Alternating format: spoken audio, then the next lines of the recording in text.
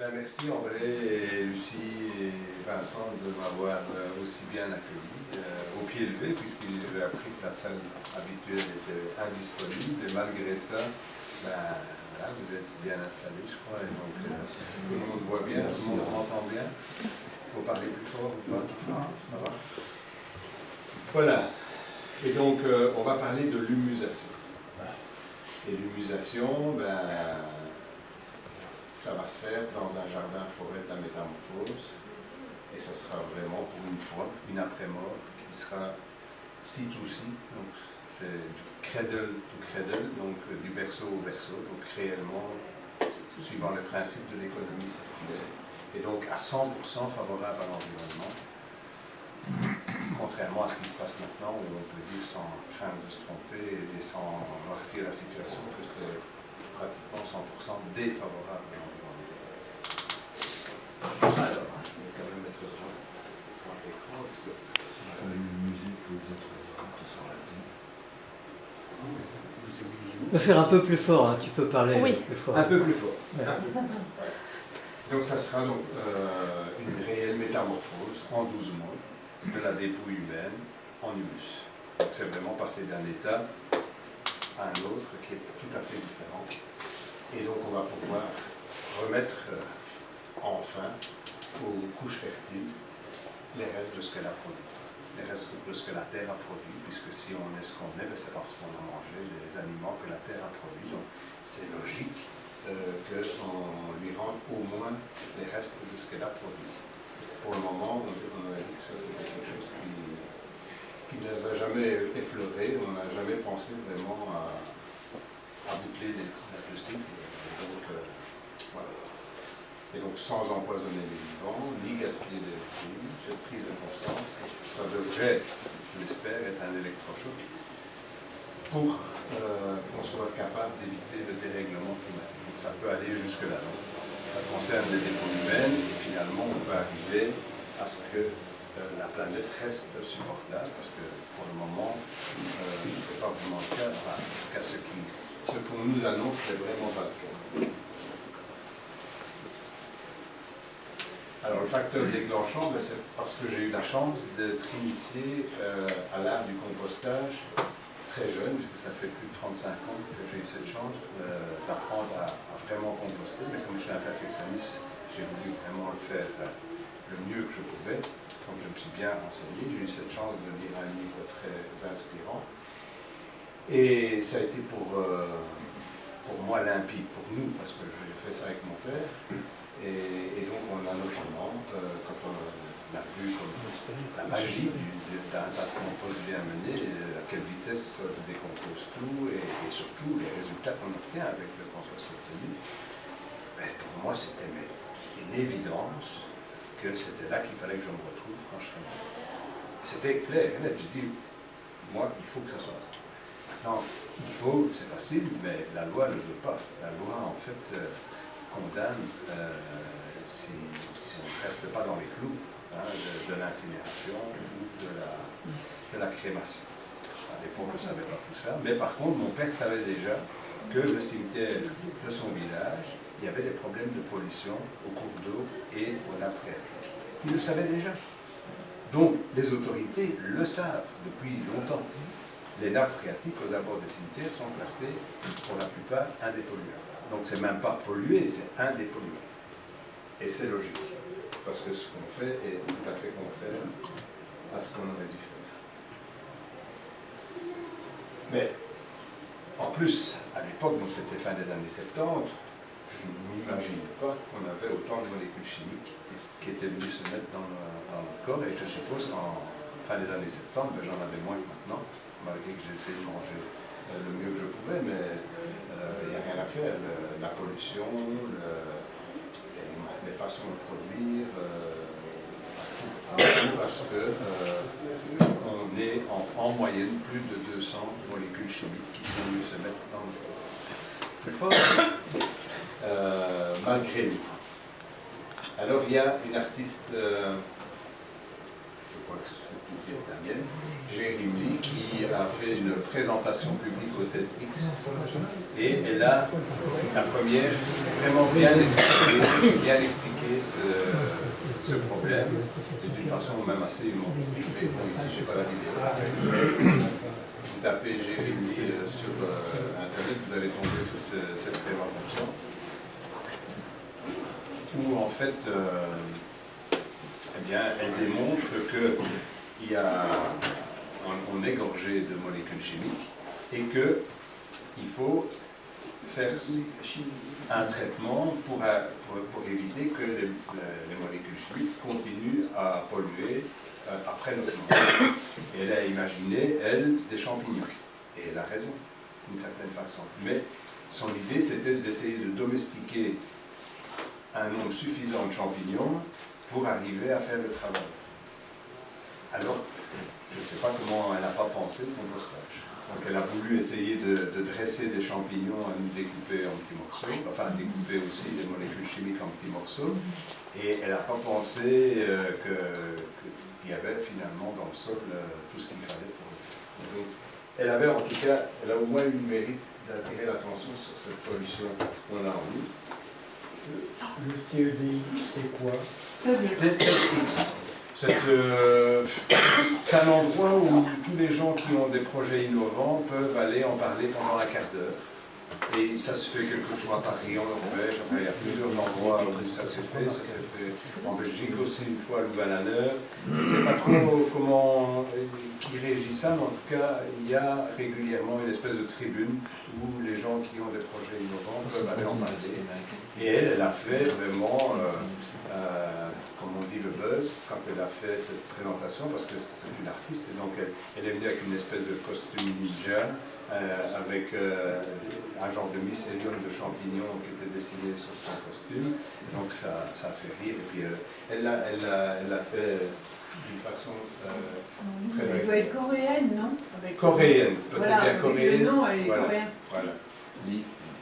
Et alors, ça m'a fait penser à l'expérimentation qui a été faite au Cara, fin des années 90, par le professeur Ozak. Et donc il y avait d'un côté du lisier d'un élevage porcin. Donc c'était un élevage qui avait de gros problèmes de maladie. Il y avait plus de 21 sortes d'antibiotiques dans le lisier. Et à côté de ça, il y avait un tas de déchets de bois de construction. Donc des charpentes avec des fongicides, des châssis avec des peintures au plomb, des vernis aussi mauvais l'un que l'autre.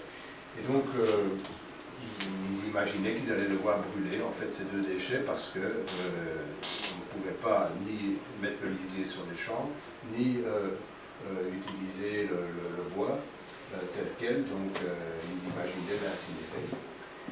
Et donc, le professeur Orzac a eu gain de cause. Il a proposé qu'on broie les déchets de bois et qu'on imprègne le lisier sur le bois, un peu ce qu'on fait avec les toilettes sèches finalement, hein, donc mettre de la cellulose, du carbone, enfin du carbone, oui, pour équilibrer, pour avoir un bon rapport carbone-azote-phosphore pour que le compostage se fasse bien.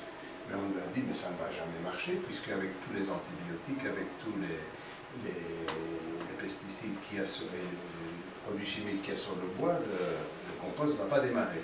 Et pourtant, après 3 mois, on n'avait plus de traces de médicaments, d'antibiotiques. Tout ça parce que les micro-organismes avaient été dans les bonnes conditions pour découper aussi les molécules chimiques en petits morceaux. Donc il restait sans doute des morceaux, plus ou moins grands, suivant le travail. Il n'y avait que 3 mois, et pourtant on ne retrouvait déjà plus la molécule en entier. Et ça, c'est leur job. Dans le sol, ils découpent tout en petits morceaux.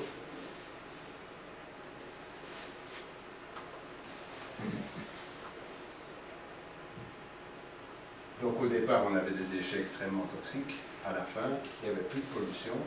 Et en plus de ça, on avait l'humus. On avait le compost. Donc, miraculeux ça. Ben oui, c'est miraculeux. Donc on n'avait pas consommé d'énergie, on n'avait pas émis du CO2. Et en plus de ça, on avait récupéré l'humus. Et mieux que ça, on peut extraire d'un tas de compost sans nuire au compostage la chaleur, basse température, c'est le produit. Donc ça c'est Jean Pin qui l'a découvert fin des années 70.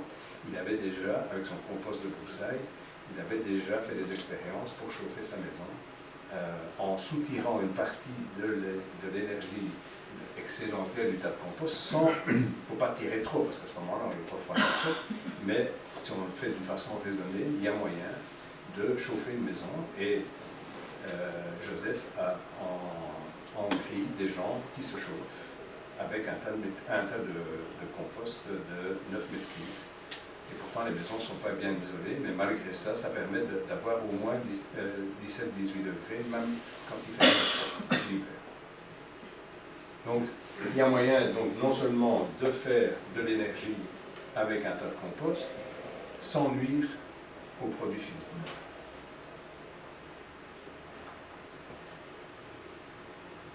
Alors, pour l'humusation, on a réuni maintenant plus de 20 experts qui attestent que le procédé qu'on a mis en place est un procédé qui donne toutes les garanties, tant au niveau de salubrité publique que protection. Donc les pathogènes, puisqu'on monte en température dès qu'on met le temps en place, on monte à 60-70 degrés, 70 degrés en France, et ben, les pathogènes sont rendus inoffensifs aussi. Et j'imagine qu'on est arrivé à enterrer aussi profond dans les conditions où on le fait maintenant, justement pour un problème de maladie. Je ne vois que ça comme explication pourquoi on a enterré aussi profond. Ouais.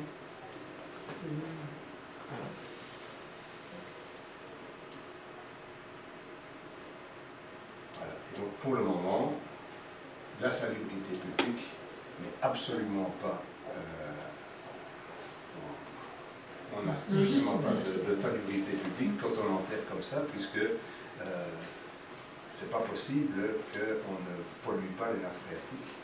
Puisque par la loi de la gravité, à 2 mètres de profondeur, les résidus de la décomposition en absence d'air ne peuvent qu'aller à un moment donné, tôt ou tard, dans les nappes phréatiques. C'est impossible autrement.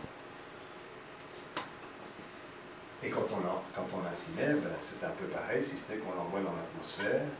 On nous dit que maintenant on va mettre des filtres, mais les filtres, il faut bien les nettoyer, et ils n'ont pas d'autre solution que de pas enlever tout à l'égout. Donc, les stations d'épuration non plus ne sont pas capables de fixer ces micropolluants. Voilà.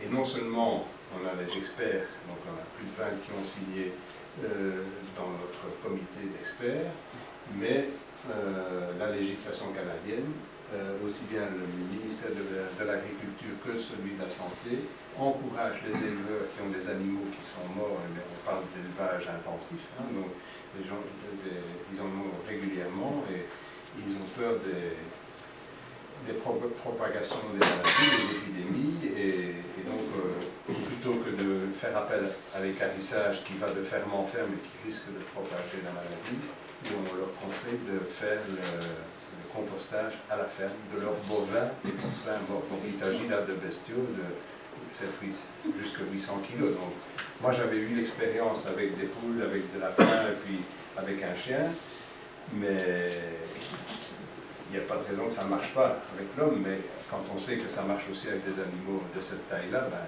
c'est sûr que c'est une question de dimensionnement du papillon. C'est pas compliqué ça.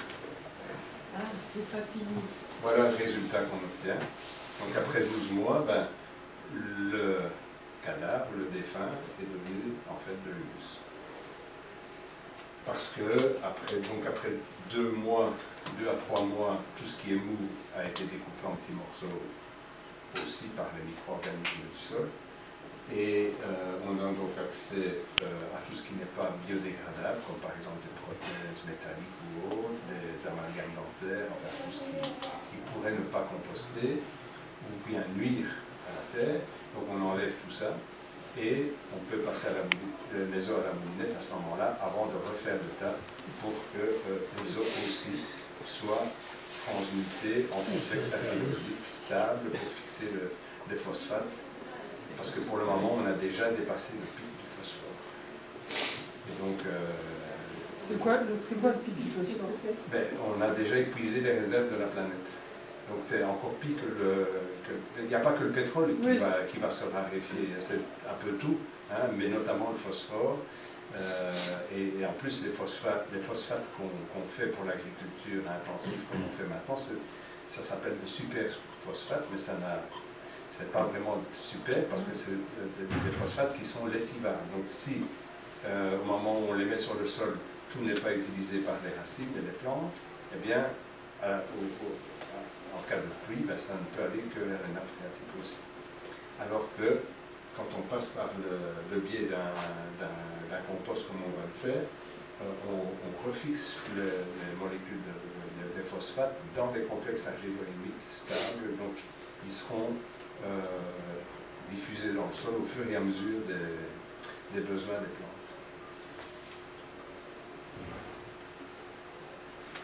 Et voilà à quoi ça pourrait ressembler, parce qu'on n'a malheureusement pas facile d'illustrer aux gens, de leur montrer comment ça va être, parce que ça n'existe pas et qu'on ne peut pas le faire. Mais ça, c'est un cimetière en Islande. Ils ne pratiquent pas l'humusation non plus, et nulle part ailleurs, nulle part dans le monde où ça se fait. Et par contre, comme c'est une terre volcanique, très difficile à creuser, ben, eux, ils font des espèces de tumuli sur le sol.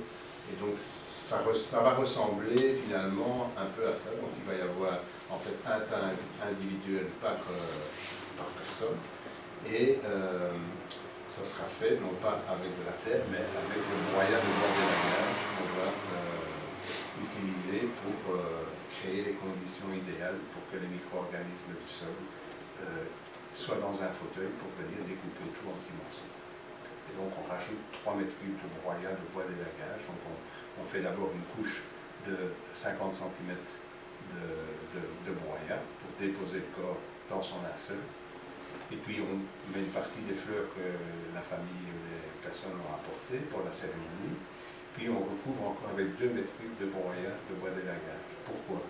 Mais pour créer donc ce bon rapport carbone-azote-phosphore et surtout pour éviter les odeurs.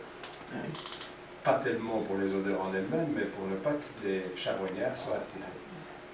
Et donc, avec 3 mètres cubes, on ne sent rien du tout. Contrairement à ce qui se passe quelquefois, malgré ce qu'on fait pour enterrer les corps, il y a certains corps qui, on ne sait trop comment, en tout cas, il y a quelquefois des dégagements de mauvaises odeurs.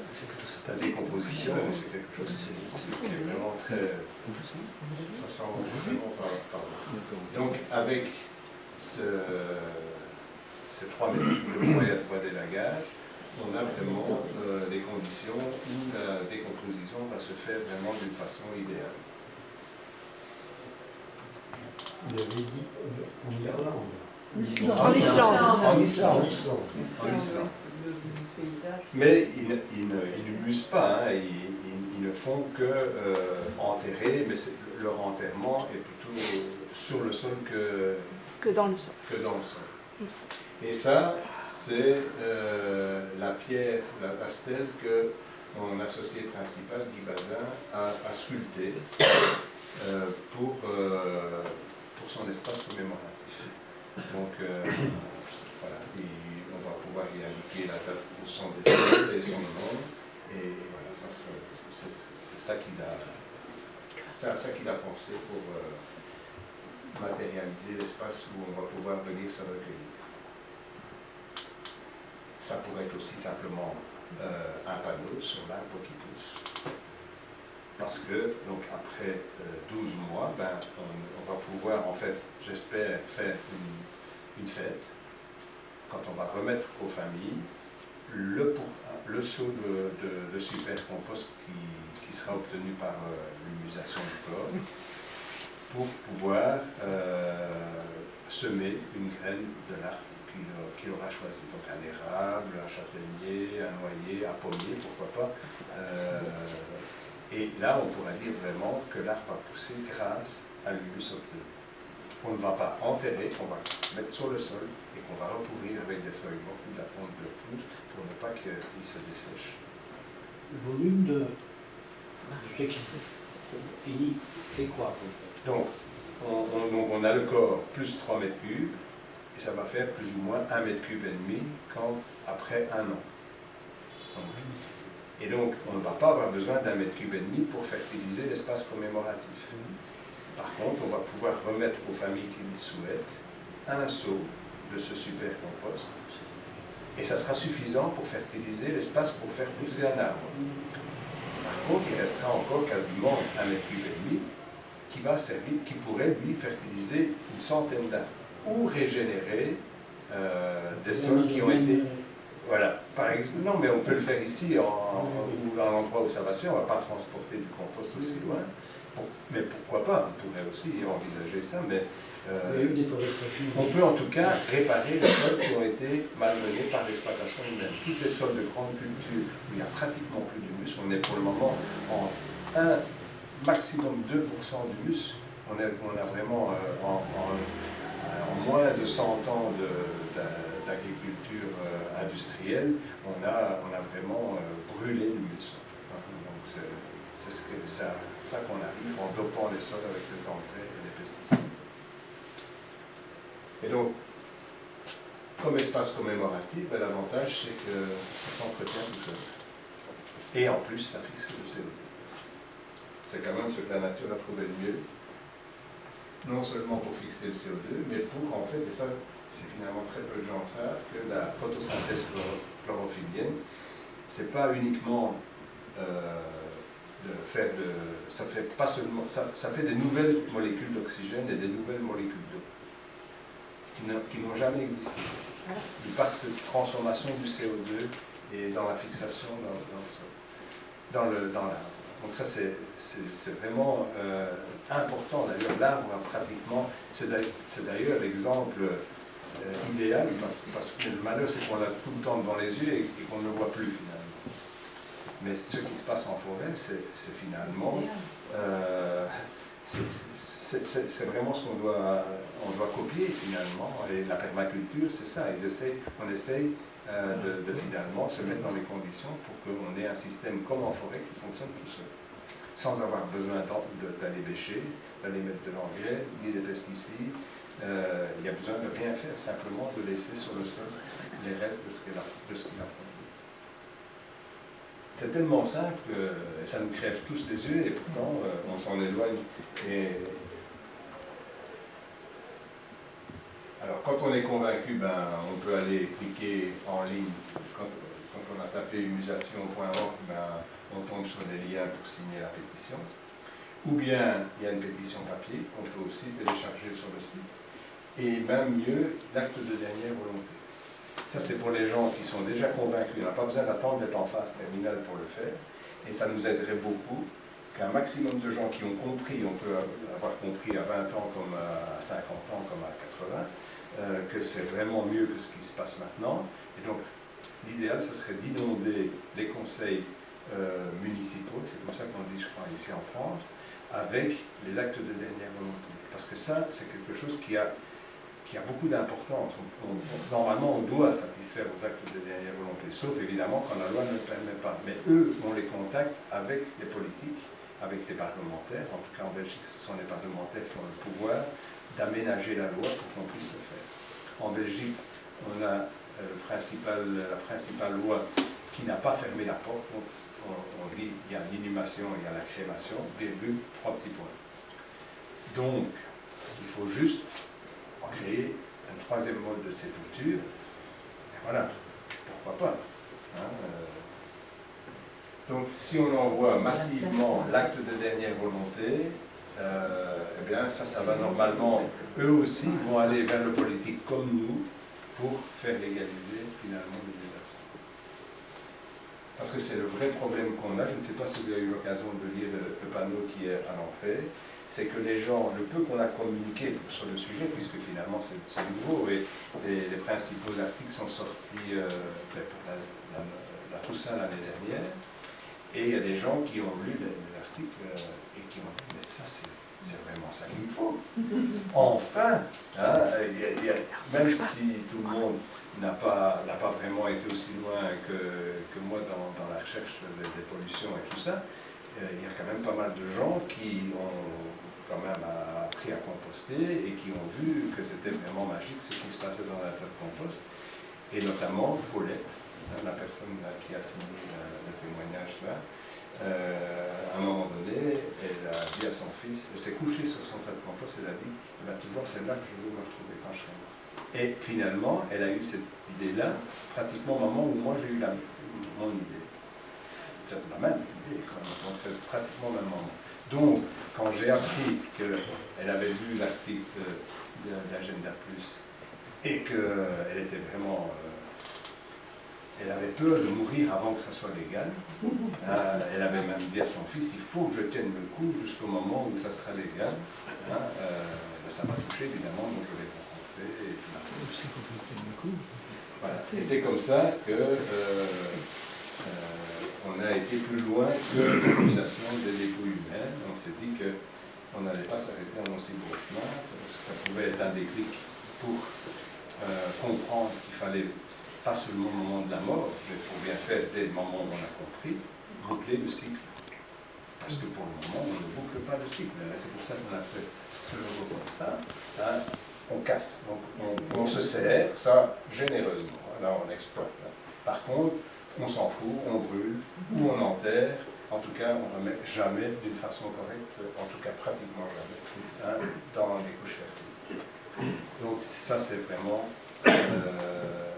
quand on a compris ça, on peut commencer aujourd'hui à changer nos habitudes.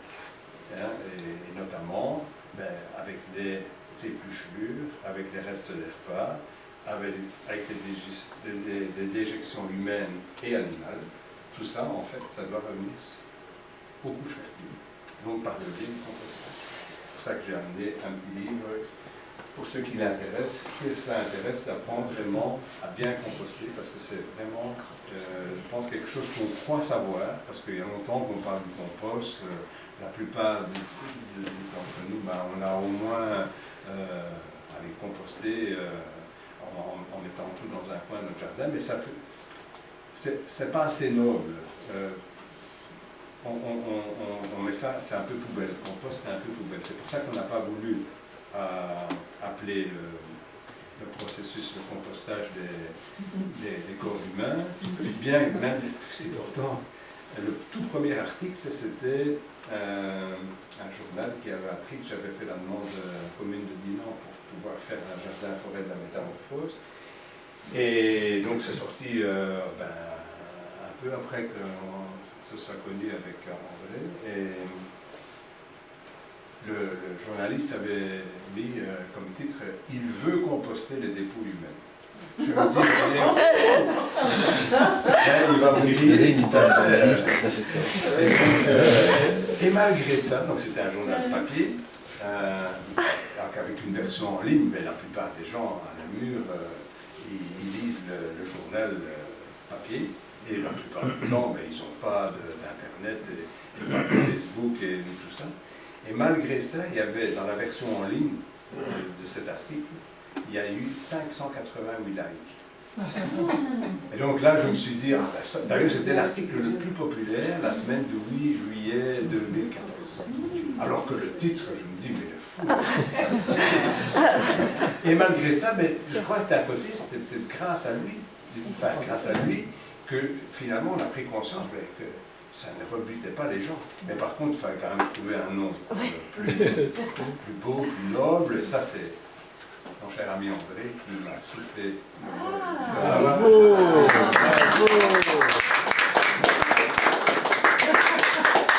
Voilà, et donc ça c'est, je t'en serai éternellement reconnaissant parce que finalement c'est un mot qui plaît bien et qui en plus a le mérite d'être nouveau. Donc quand on tape humusation sur internet, on ne s'est tombé que sur le process.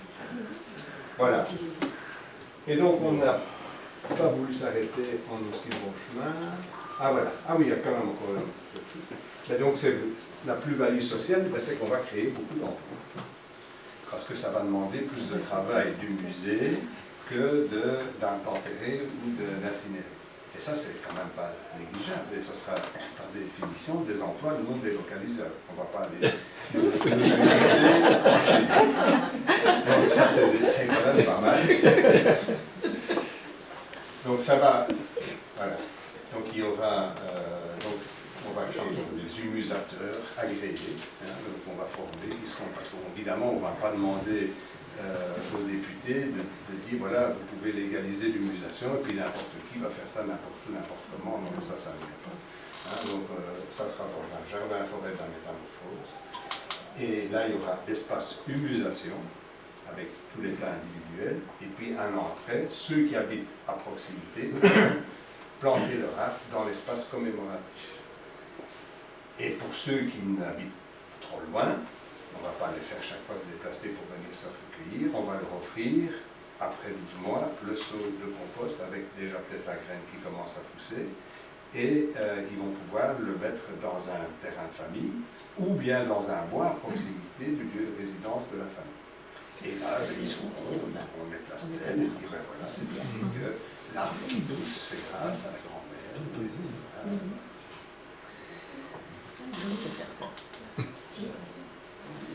Donc, il ne faudra pas beaucoup de place pour faire ce système d'abord, parce que plutôt que de bloquer une place dans un cimetière pendant 30, 40, 50 ans, même plus, ceux qui ont les moyens de payer pour renouveler la concession, ben, ça ne sera que 12 mois. Et l'espace commémoratif, on espère en avoir un peu pour montrer hein, dans le jardin forêt de la métamorphose, mais on espère aussi que les gens vont le faire plutôt chez eux. Ça sera plus pratique d'abord de ne pas devoir se déplacer tout le temps, et puis d'en profiter des pommes ou des châtaignes ou des noix, c'est quand même agréable. Hein. Et avec le sol, c'est régénérer les sols les plus malmenés par l'exploitation humaine.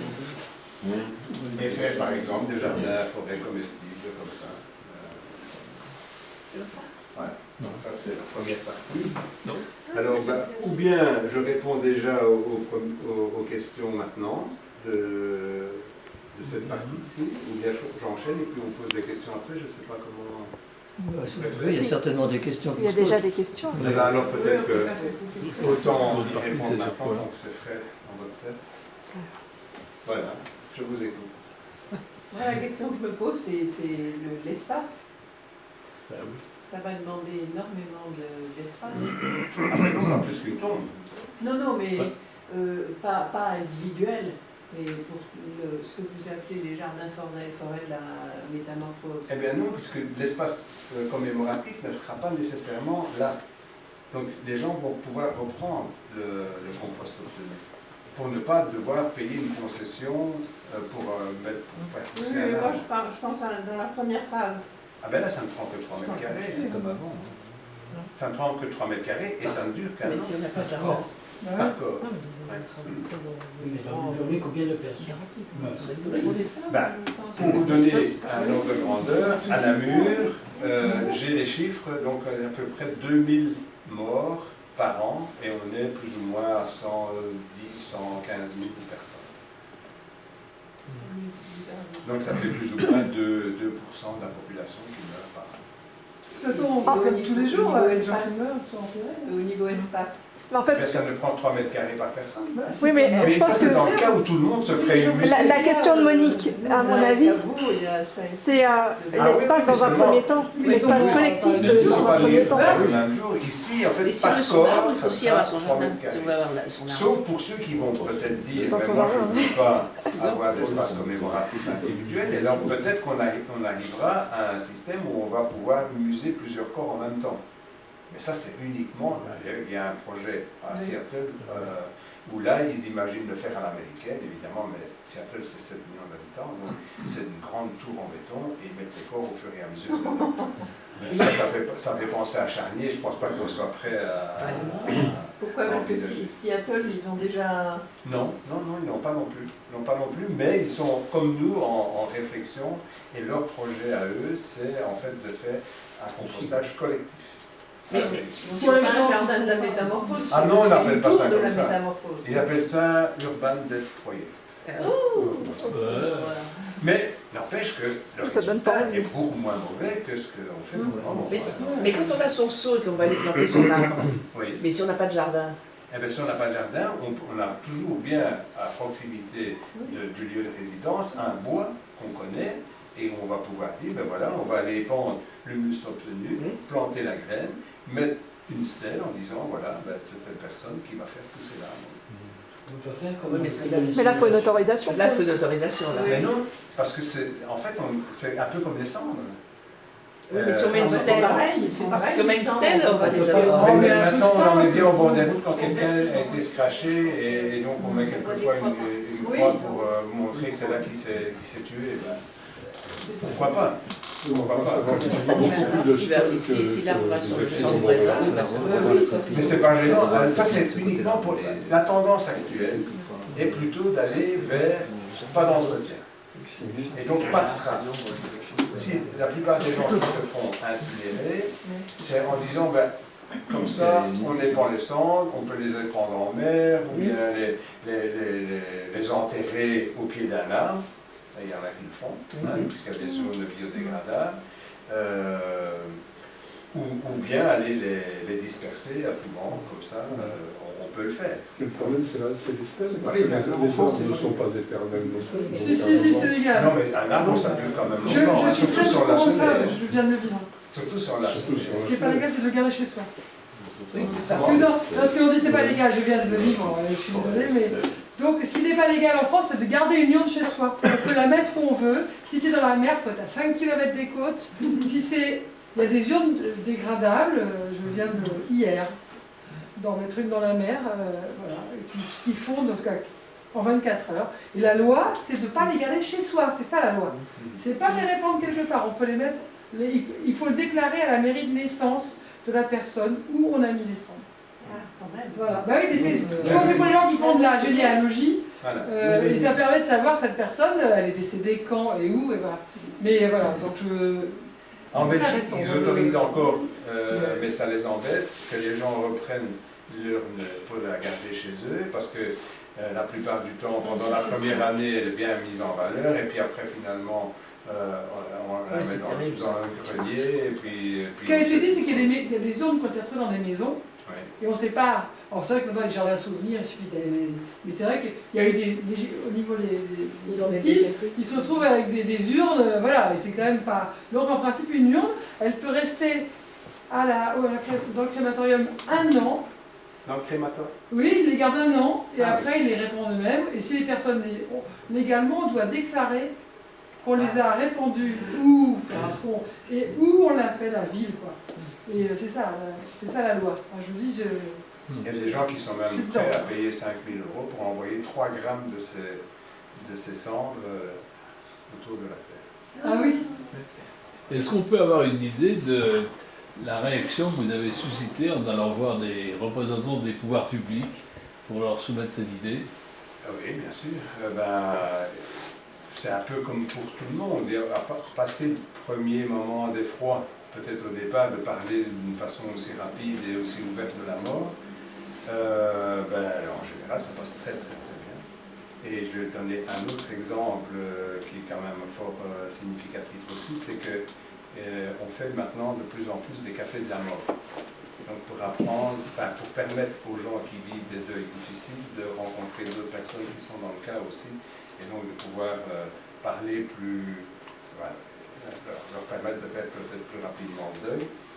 Et donc l'année dernière, on a eu l'occasion de participer à un café de la mort à Louvain-la-Neuve, donc en Belgique. Et ça se fait pas en France. Je si, sais ça pas. se fait, Si ça se fait certainement. C'est dans la Drôme. Certainement, parce que c'est de là qu'il y a des Belges qui y sont allés et qui ont demandé finalement pour qu'on en fasse en Belgique. Donc dans la Drôme, certainement, à Saint-Dié, je crois. Et donc, on a eu l'occasion de participer, et comme par hasard, la première question, c'était quelqu'un qui se tracassait de ce que allait devenir son corps après la mort. Et donc, en fait, il était mal avec ce qui se passait maintenant. Il pressentait que ça n'allait pas. Donc, évidemment, j'ai eu l'occasion de parler du projet. Donc, on était dans un contexte où, en général, les gens n'étaient pas très, très heureux et plutôt malheureux s'ils venaient dans ces cafés de mort.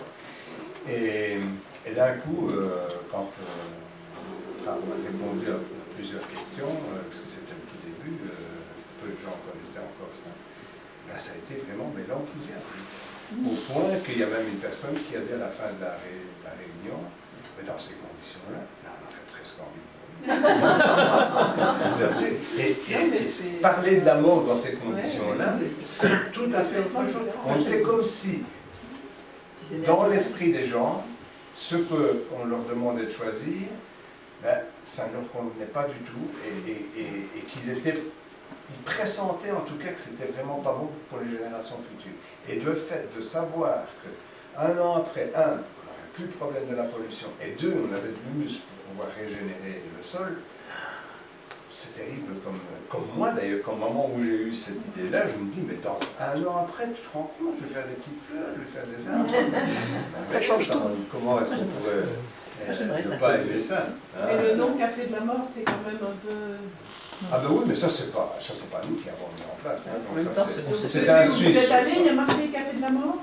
Ah non, c'était pas... Non, c'était dans une salle. C'était à la Maison du Développement Durable, à Louvain-la-Neuve. Ils avaient invité les personnes, ils avaient fait de la publicité pour ça, et il y avait 70, 70 personnes hein, qui étaient venues là. C'est pour parler comment organiser le deuil, c'est pas par rapport... C'est un Suisse, je crois, Bernard, je ne sais plus comment, et il y a d'ailleurs un film, On ne mourra pas d'en parler, hein, qui permet donc en général de faire sur le de deuil. parler voilà, sur le deuil. Il y a beaucoup de groupes, hein, je ne voudrais pas dire, des groupes autour du deuil à Paris, partout. Ah mais maintenant, ça avec commence. Elisabeth Kubler-Ross, il y a beaucoup de... Oui, de... Et donc, là, à Paris. oui. Êtes-vous allé voir le ministère de l'Environnement pour en parler? Bien sûr, bien sûr. Mais maintenant, hier, j'ai passé ma journée à aller voir les députés. Et donc, voilà, je ne veux pas me limiter aux écolos. D'abord parce que la plupart des écolos qui ont réfléchi à la question penchaient plutôt pour la crémation. Parce que la force de purification du feu, hein, ça c'est quand même, ça, pour beaucoup, on se dit, bah, ça purifie tout, mais on en voit tout, hein, ça ils n'ont pas trop pensé, mais en fait, rien ne concourt à ce qu'on ait vraiment une bonne idée de ce qu'on fait. On nous laisse croire que quand on enterre, ben, on va faire pousser un arbre. Il y a pour le moment une espèce de greenwashing de l'inhumation où on montre un œuf en plastique biodégradable dans lequel on aurait pu mettre le corps en position fétale. Je ne sais pas, vous imaginez la difficulté pour les pompes funèbres d'arriver à faire ça. En plus, à transporter un arbre avec un volume de 150 kg, hein, il faut qu'il soit quand même solide, et puis aller le planter hein, en position verticale dans le sol, c'est pas encore gagné d'avance non plus. Hein, et il y a un très beau visuel, parce que nous on n'a pas un beau visuel, mais eux oui, où il y a un arbre qui pousse au-dessus de et les gens applaudissent à tout le monde. Parce que c'est ça leur secret d'espoir, c'est qu'à la fin, eh bien, ils servent au moins à faire pousser un arbre. Mais on peut dire sans noircir la situation, si l'arbre pousse, ce n'est pas grâce à la dépouille mortelle, c'est malgré la dépouille mortelle. Parce que d'abord, il va falloir un temps infini avant que cet œuf solide puisse être dégradé hein, et qu'il y ait le contact entre les micro-organismes du corps et ceux du sol. Et donc ça va pourrir, comme pour le moment ça se passe, et donc ça ne peut à un moment donné qu'avoir la cadavérine, la putrécine, plus tous ces produits chimiques dans les nappes phréatiques, tôt ou tard. Peut-être plus vite avec l'œuf en plastique biodégradable qu'avec un cercueil en chêne massif qui va lui peut-être faire que ça va peut-être traîner plus longtemps avant que ça arrive. Mais en tout état de cause, quand on doit exhumer les corps, quand plus personne ne s'occupe des tombes, pour le moment en Belgique ils sont dans les problèmes jusqu'au cou, parce que pendant tout un temps on ne l'a pas fait, donc il n'y a plus de place dans les cimetières, et donc il faut le faire, coûte que coûte, hein, donc récupérer de la place. Et ils ne trouvent plus les fossoyeurs pour faire le travail, tellement c'est insalubre. Le spectacle, après 50, 70 ans, on voit quelquefois encore la bobine du volant. D'accord. C'est liquéfié, mais il n'empêche qu'on voit encore vraiment les traits et tout, parce qu'avec les produits qu'on met pour l'embaumement, pour la thanatopraxie, ben, ça ne décompose plus. Mais ça sent mauvais, hein, je vous assure. Et le travail, d'ailleurs c'est bien simple, par jour de travail, on va jusqu'à leur donner 4 jours de congé. pour 18 corps, ils ont dû payer dans une commune de la province de Luxembourg 48 000 euros à une entreprise extérieure, parce qu'ils ne trouvent plus de personnel pour le faire. Et rien que d'arriver à ce que les gens ne mettent plus d'herbicide pour que la tombe soit bien préservée, c'est la croix et la bannière. Hein. Parce que les gens, ils y vont même la nuit en mettre. Hein. Parce qu'ils ne veulent pas de mauvais ça fait des offres. Hein. Alors que dans un jardin forêt de la métamorphose, en dessous d'un arbre, ça peut bien faire. Au contraire, c'est un peu folle. Vous avez mis ici pour éviter la surchauffe. Oui, mais ça sera par après. Donc on va d'abord peut-être achever les questions. Qu'est-ce qu'il en est des lois en France, s'il vous plaît? Elles sont pratiquement les mêmes, à peu de choses près qu'en Belgique. Donc c'est à la fois uniquement l'incinération et l'inhumation qui sont pour le moment.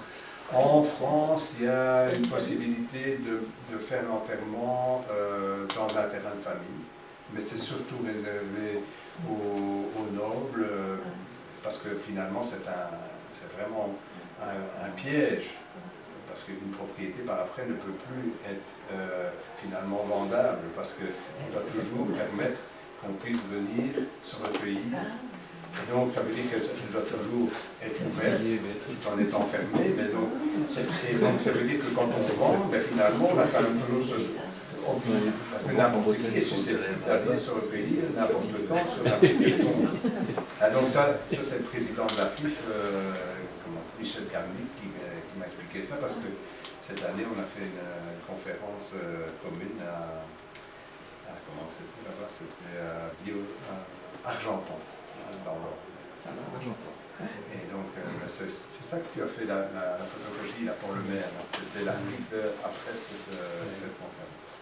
Et donc j'ai eu la chance de discuter avec ce bonhomme qui défend en fait les particuliers vis-à-vis des pompes funèbres. Parce que là, les pompes funèbres ont vraiment l'art de faire même s'endetter des familles qui n'ont pas d'argent, hein, et quelquefois 15-20 000 euros, en leur faisant croire que plus ils vont dépenser, mieux ils vont honorer leur mort. C'est évidemment... Ouais, tout à l'heure, nous avons appelé de mon cœur notre ami André qui a inventé le mot de l'humusation. Je trouve que vous pourriez peut-être lui demander de trouver un autre mot aussi pour dire à la place de compost. C'est vraiment pas folichon. C'est ça, l'humusation. L'humusation, c'est pour remplacer compost. C'est la métamorphose en 12 mois des défunts en humus. Oui, c'est le mot pour remplacer le produit, c'est le compost quand même. C'est l'humus. L'humusation, c'est un procédé. Le compost, c'est un produit. Il faudrait trouver un mot pour le produit. C'est l'humus. C'est ça. C'est ce qu'il a expliqué tout à l'heure. On peut dire que l'humusation, c'est la métamorphose des défunts en 12 mois en humus. Voilà. On ne parle pas de compost. Et donc, on peut dire aussi que c'est le compostage des corps en 12 mois et qui aboutit à un super compost. On peut le dire aussi comme ça. Oui. Mais un super compost, tout le monde ne sait pas ce que ça veut dire. Et le super compost, c'est parce que... Ça fait déjà c'est beau comme mot. Ah ben oui. Et puis il y a humain. D'ailleurs, sur la liste, on a mis la phrase de l'humain à l'humus avec humilité pour l'avenir de l'humanité. C'est-à-dire que si l'être humain a l'humilité de ne pas se croire au-dessus des lois immuables de la nature, et qui rend vraiment à la Terre les restes de ce qu'elle a produit, eh bien, il y aura un bel avenir pour l'humanité. Si par contre on s'entête à faire ce qu'on fait maintenant, ça sera sur les airs. Sur les airs, je ne sais pas si... Pour ceux qui savent, c'est un film d'anticipation américain qui a eu le malheur d'être produit en 1973. Et donc, ça décrit la situation à New York en 2022. Et là, je peux croire qu'en 1973, quand on dit ça, on se dit, bon, 50 ans, on aura bien le temps. Malheureusement, 2022, c'est pratiquement demain. Et on n'a rien changé depuis 1973. On n'a toujours pas bouclé le cycle. Et donc, en 2022, à New York, ils sont venus s'entasser à 40 millions. L'atmosphère est irrespirable parce que la chaleur est extrême, c'est le réchauffement climatique. Il n'y a plus rien comme eau valable à boire, hein, il n'y a plus rien de produits agréable à manger, de produits vivants. Et donc, ils se nourrissent de tablettes, de composés synthétiques. de trucs alimentaires. Comment s'appelle le film? Les personnes de sel. C'est les personnes de sel. Les personnes de sel. Oui, attendez. C'est Mais c'est les meutes, quand ils apprennent que les dernières tablettes qu'on a mises sur le marché et qui font beaucoup de succès, qui s'appellent non pas soleil vert, mais soylent green, donc soja vert. On leur avait dit que c'était à base de soja et de plancton, mais dans la mer, il n'y a plus rien non plus. Et donc, c'est fait avec les restes des gens qui se sont fait euthanasier parce qu'ils sont en tellement mauvais état que vivre comme ça, c'est pas possible.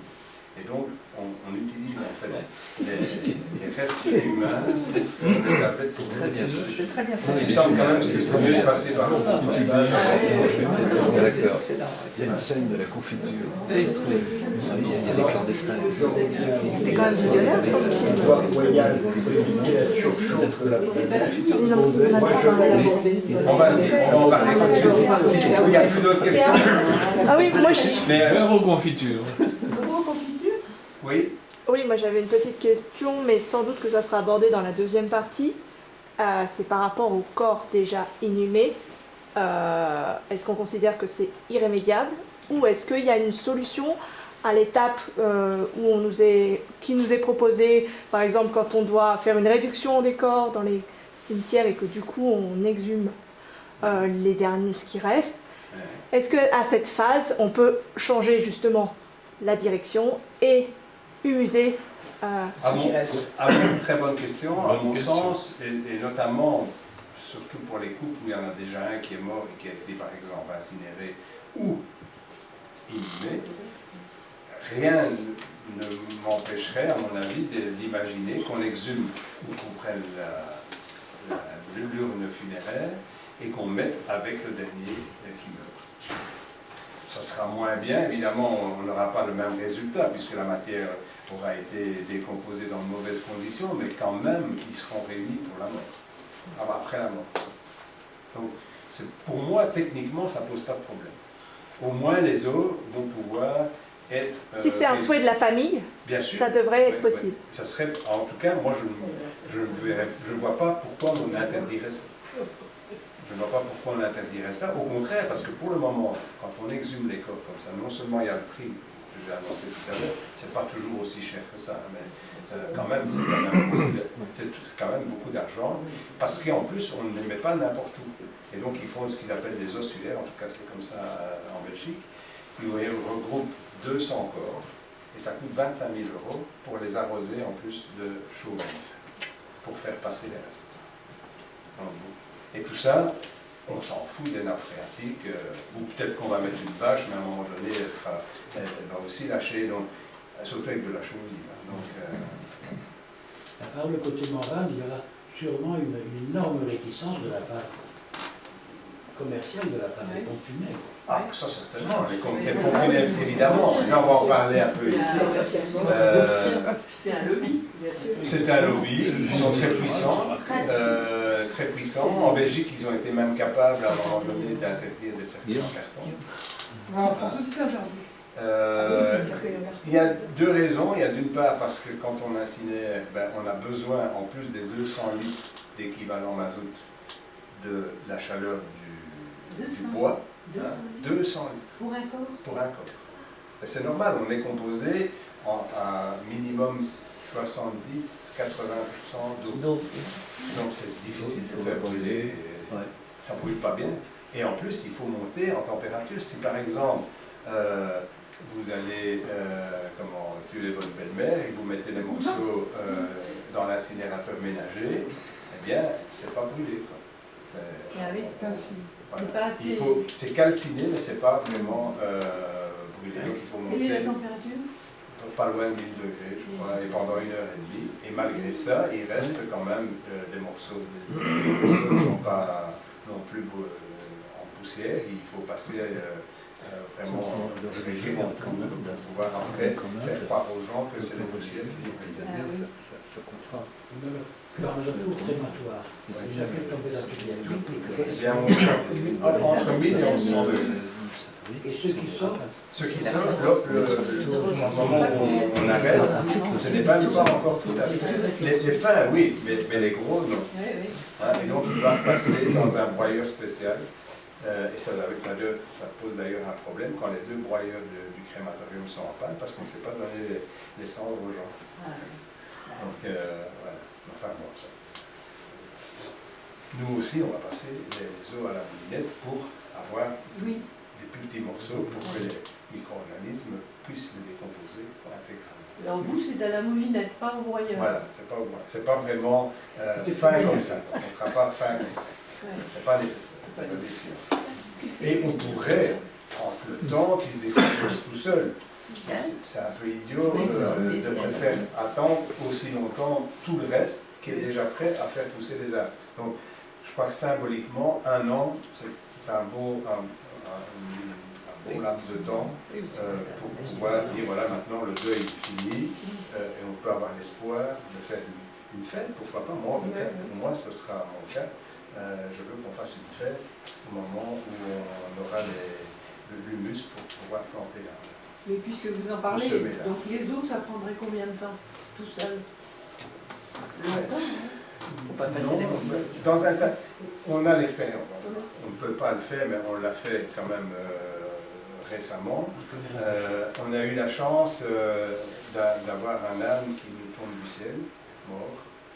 Et donc, c'était l'âne de ma petite nièce. Et donc, il était mort en plein champ, en hiver, en mars dernier. Et on l'a su, il y avait au moins une dizaine de jours qu'il était mort, donc ça sentait mauvais comme tout, les voisins se plaignaient. Et donc, ma soeur me dit, mais qu'est-ce qu'on fait avec cet âne? Et je lui dis, mais elle voulait, elle aussi, mettre de la chaux vive sur l'âne. Je lui dis, mais tu rigoles, on va le mettre en immunisation. Il y avait justement un des experts du comité qui voulait se faire la main et voulait voir un peu comment ça fonctionne avec un animal plus important. Et donc on a été chercher 2,5 mètres cubes de broyat de bois d'élagage et on l'a recouvert. Et ça a été vraiment extraordinaire parce que d'abord il n'y avait plus d'odeur. Et son compagnon qui était toujours dans le même enclos, qui était aux abois quand on est arrivé, il s'était calmé, mais vraiment, il était redevenu quasiment comme avant. En tout cas, 2 jours après, c'est comme si son compagnon n'était pas mort, parce qu'il ne le voyait plus, et parce qu'il n'y avait plus d'odeur. Il avait sans doute assisté à la mort, je ne sais pas trop comment ça s'est passé, mais en tout cas, bon, quand on est arrivé, c'était vraiment intolérable comme odeur. Et donc, on a pu mettre en immunisation, pas dans les conditions idéales, puisqu'on n'a pas mis un lit en dessous, enfin, un lit c'était tellement lourd qu'on n'en a pas su le déplacer, en plus, il était gonflé, donc c'était vraiment pas facile et pas engageant de s'occuper de ça. On a simplement ouvert. 4 mois après, j'ai été voir, parce que c'était à la fin de l'hiver, je me dis, quand même, parce que j'avais essayé de voir la résistance de la peau, et c'était vraiment solide. Je me dis, avec des poils pareils, à sortie d'hiver, il va falloir un temps fou pour cette. Eh bien, je ne trouvais plus de peau, un petit morceau, mais pas grand-chose. Et les os ne tenaient déjà plus ensemble. Donc, les vertèbres et tout ça était déjà détaché l'un de l'autre, après 4 mois. Et on n'avait mis que 2,5 mètres cubes, parce que dans la remorque, on avait su mettre que 2,5 mètres cubes. Et bon, c'était un âne qui faisait quand même, à mon avis, plus près de 150 kilos. Et donc voilà, on a pu vérifier. Et après 6 mois, on a émietté les os. Et ben, ça continue à bien se passer. Ça va bien se passer, beaucoup mieux. Et surtout, on va rendre plus fertile les restes de ce qu'elle a produit. Un âne comme le reste. Alors, la deuxième partie, on va donc démontrer que si on prend conscience vraiment qu'il faut boucler le cycle, et pas seulement d'attendre de mourir pour le faire, donc si on commence déjà maintenant, on pourrait aller jusqu'à éviter le dérèglement climatique. D'abord, on va voir quel est l'impact de l'humusation sur l'empreinte écologique d'une personne. On fait une économie substantielle sur tous les feux, aussi bien de cercueil, puisqu'on n'a pas besoin d'un cercueil à demeure, on a besoin uniquement il y a un moyen pour transporter le corps jusqu'au moment où on fait l'humusation et pour les cérémonies. Donc c'est un cercueil réutilisable. On va louer le cercueil. Et là, on va pouvoir se lâcher. On va prendre vraiment un cercueil vraiment très beau, puisque on ne va pas l'esquinter, on ne va pas le mettre dans le four crémateur, on ne va pas le 6 pieds sous terre. Au niveau des frais d'embaumement, ben, ça sera quasiment rien, simplement maquiller le visage pour avoir une belle apparence au moment avant qu'on ferme le couvercle. Au niveau de la pierre tombale, ben, ça va être aussi réduit à maximum. Et au niveau des frais de concession ou de columbarium, ben, ça sera au maximum pour 1 an, peut-être un peu plus pour l'arbre dans le jardin, dans l'espace du souvenir du jardin forêt de la Métamorphose, mais la plupart des gens vont le faire sur un terrain de famille ou dans un bois, donc il n'y a rien à payer. Donc on va faire des grosses économies de frais, mais aussi d'émissions de CO2. Et semer un arbre, ben évidemment, ça réduit considérablement les frais d'entretien et on n'a absolument pas besoin d'herbicide. Donc ce problème-là, qui pour le moment est déjà extrêmement difficile à résoudre pour les cimetières, ben là, il n'existe pas. Donc j'ai d'ailleurs assisté à un colloque sur les cimetières il y a une dizaine de jours, et pendant 3 heures, ils ont évoqué toute une série de problèmes dans les cimetières. Je ne vais pas en parler parce que ce n'est pas le sujet d'aujourd'hui, mais et je leur ai dit, mais enfin, si on avait fait l'humusation, mais tous ces problèmes-là, on n'en parlait pas. Donc c'est incroyable. Et d'ailleurs, Monsieur Cimetière de la région Wallonne, c'est un gars qui gère plus de 3500 cimetières, est tout à fait favorable à notre proposition. Et donc, quand on va vers les parlementaires maintenant, on leur dit, mais vous savez, Xavier de Florenne, Monsieur Cimetière, il est pour. Alors évidemment, voilà. En fait, ça leur tire une sacrée épine du pied.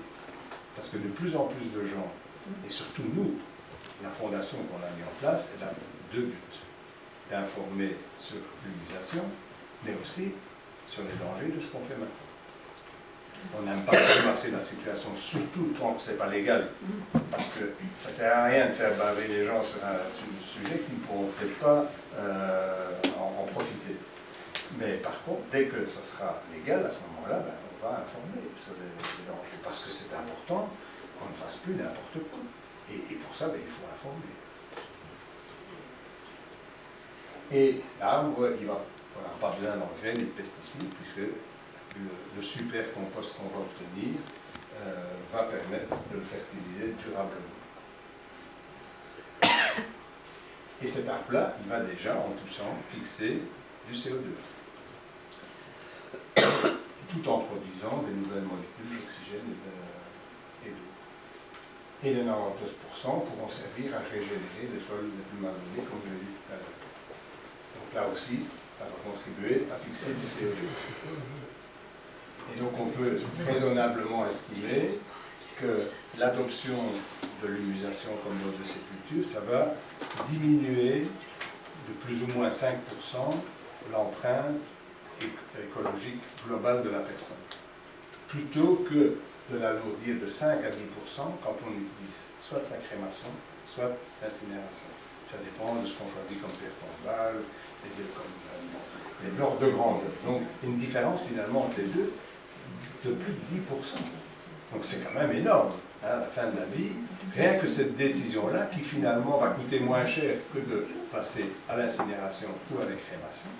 Et c'est quand même ça qui finalement va faire pencher la balance quand les gens vont devoir choisir, c'est quand même le prix que ça va coûter.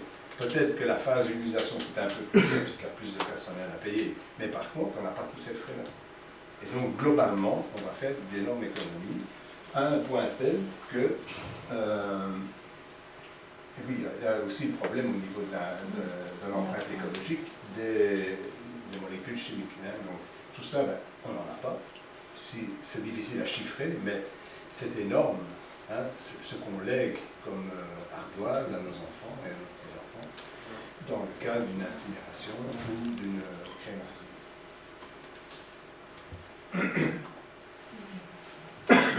Et donc c'est possible de compenser toutes les émissions de CO2 d'une personne de toute une vie grâce donc, aux économies faites, puisque on a le budget pour financer la plantation de jardins-forêts en bordure des zones désertiques.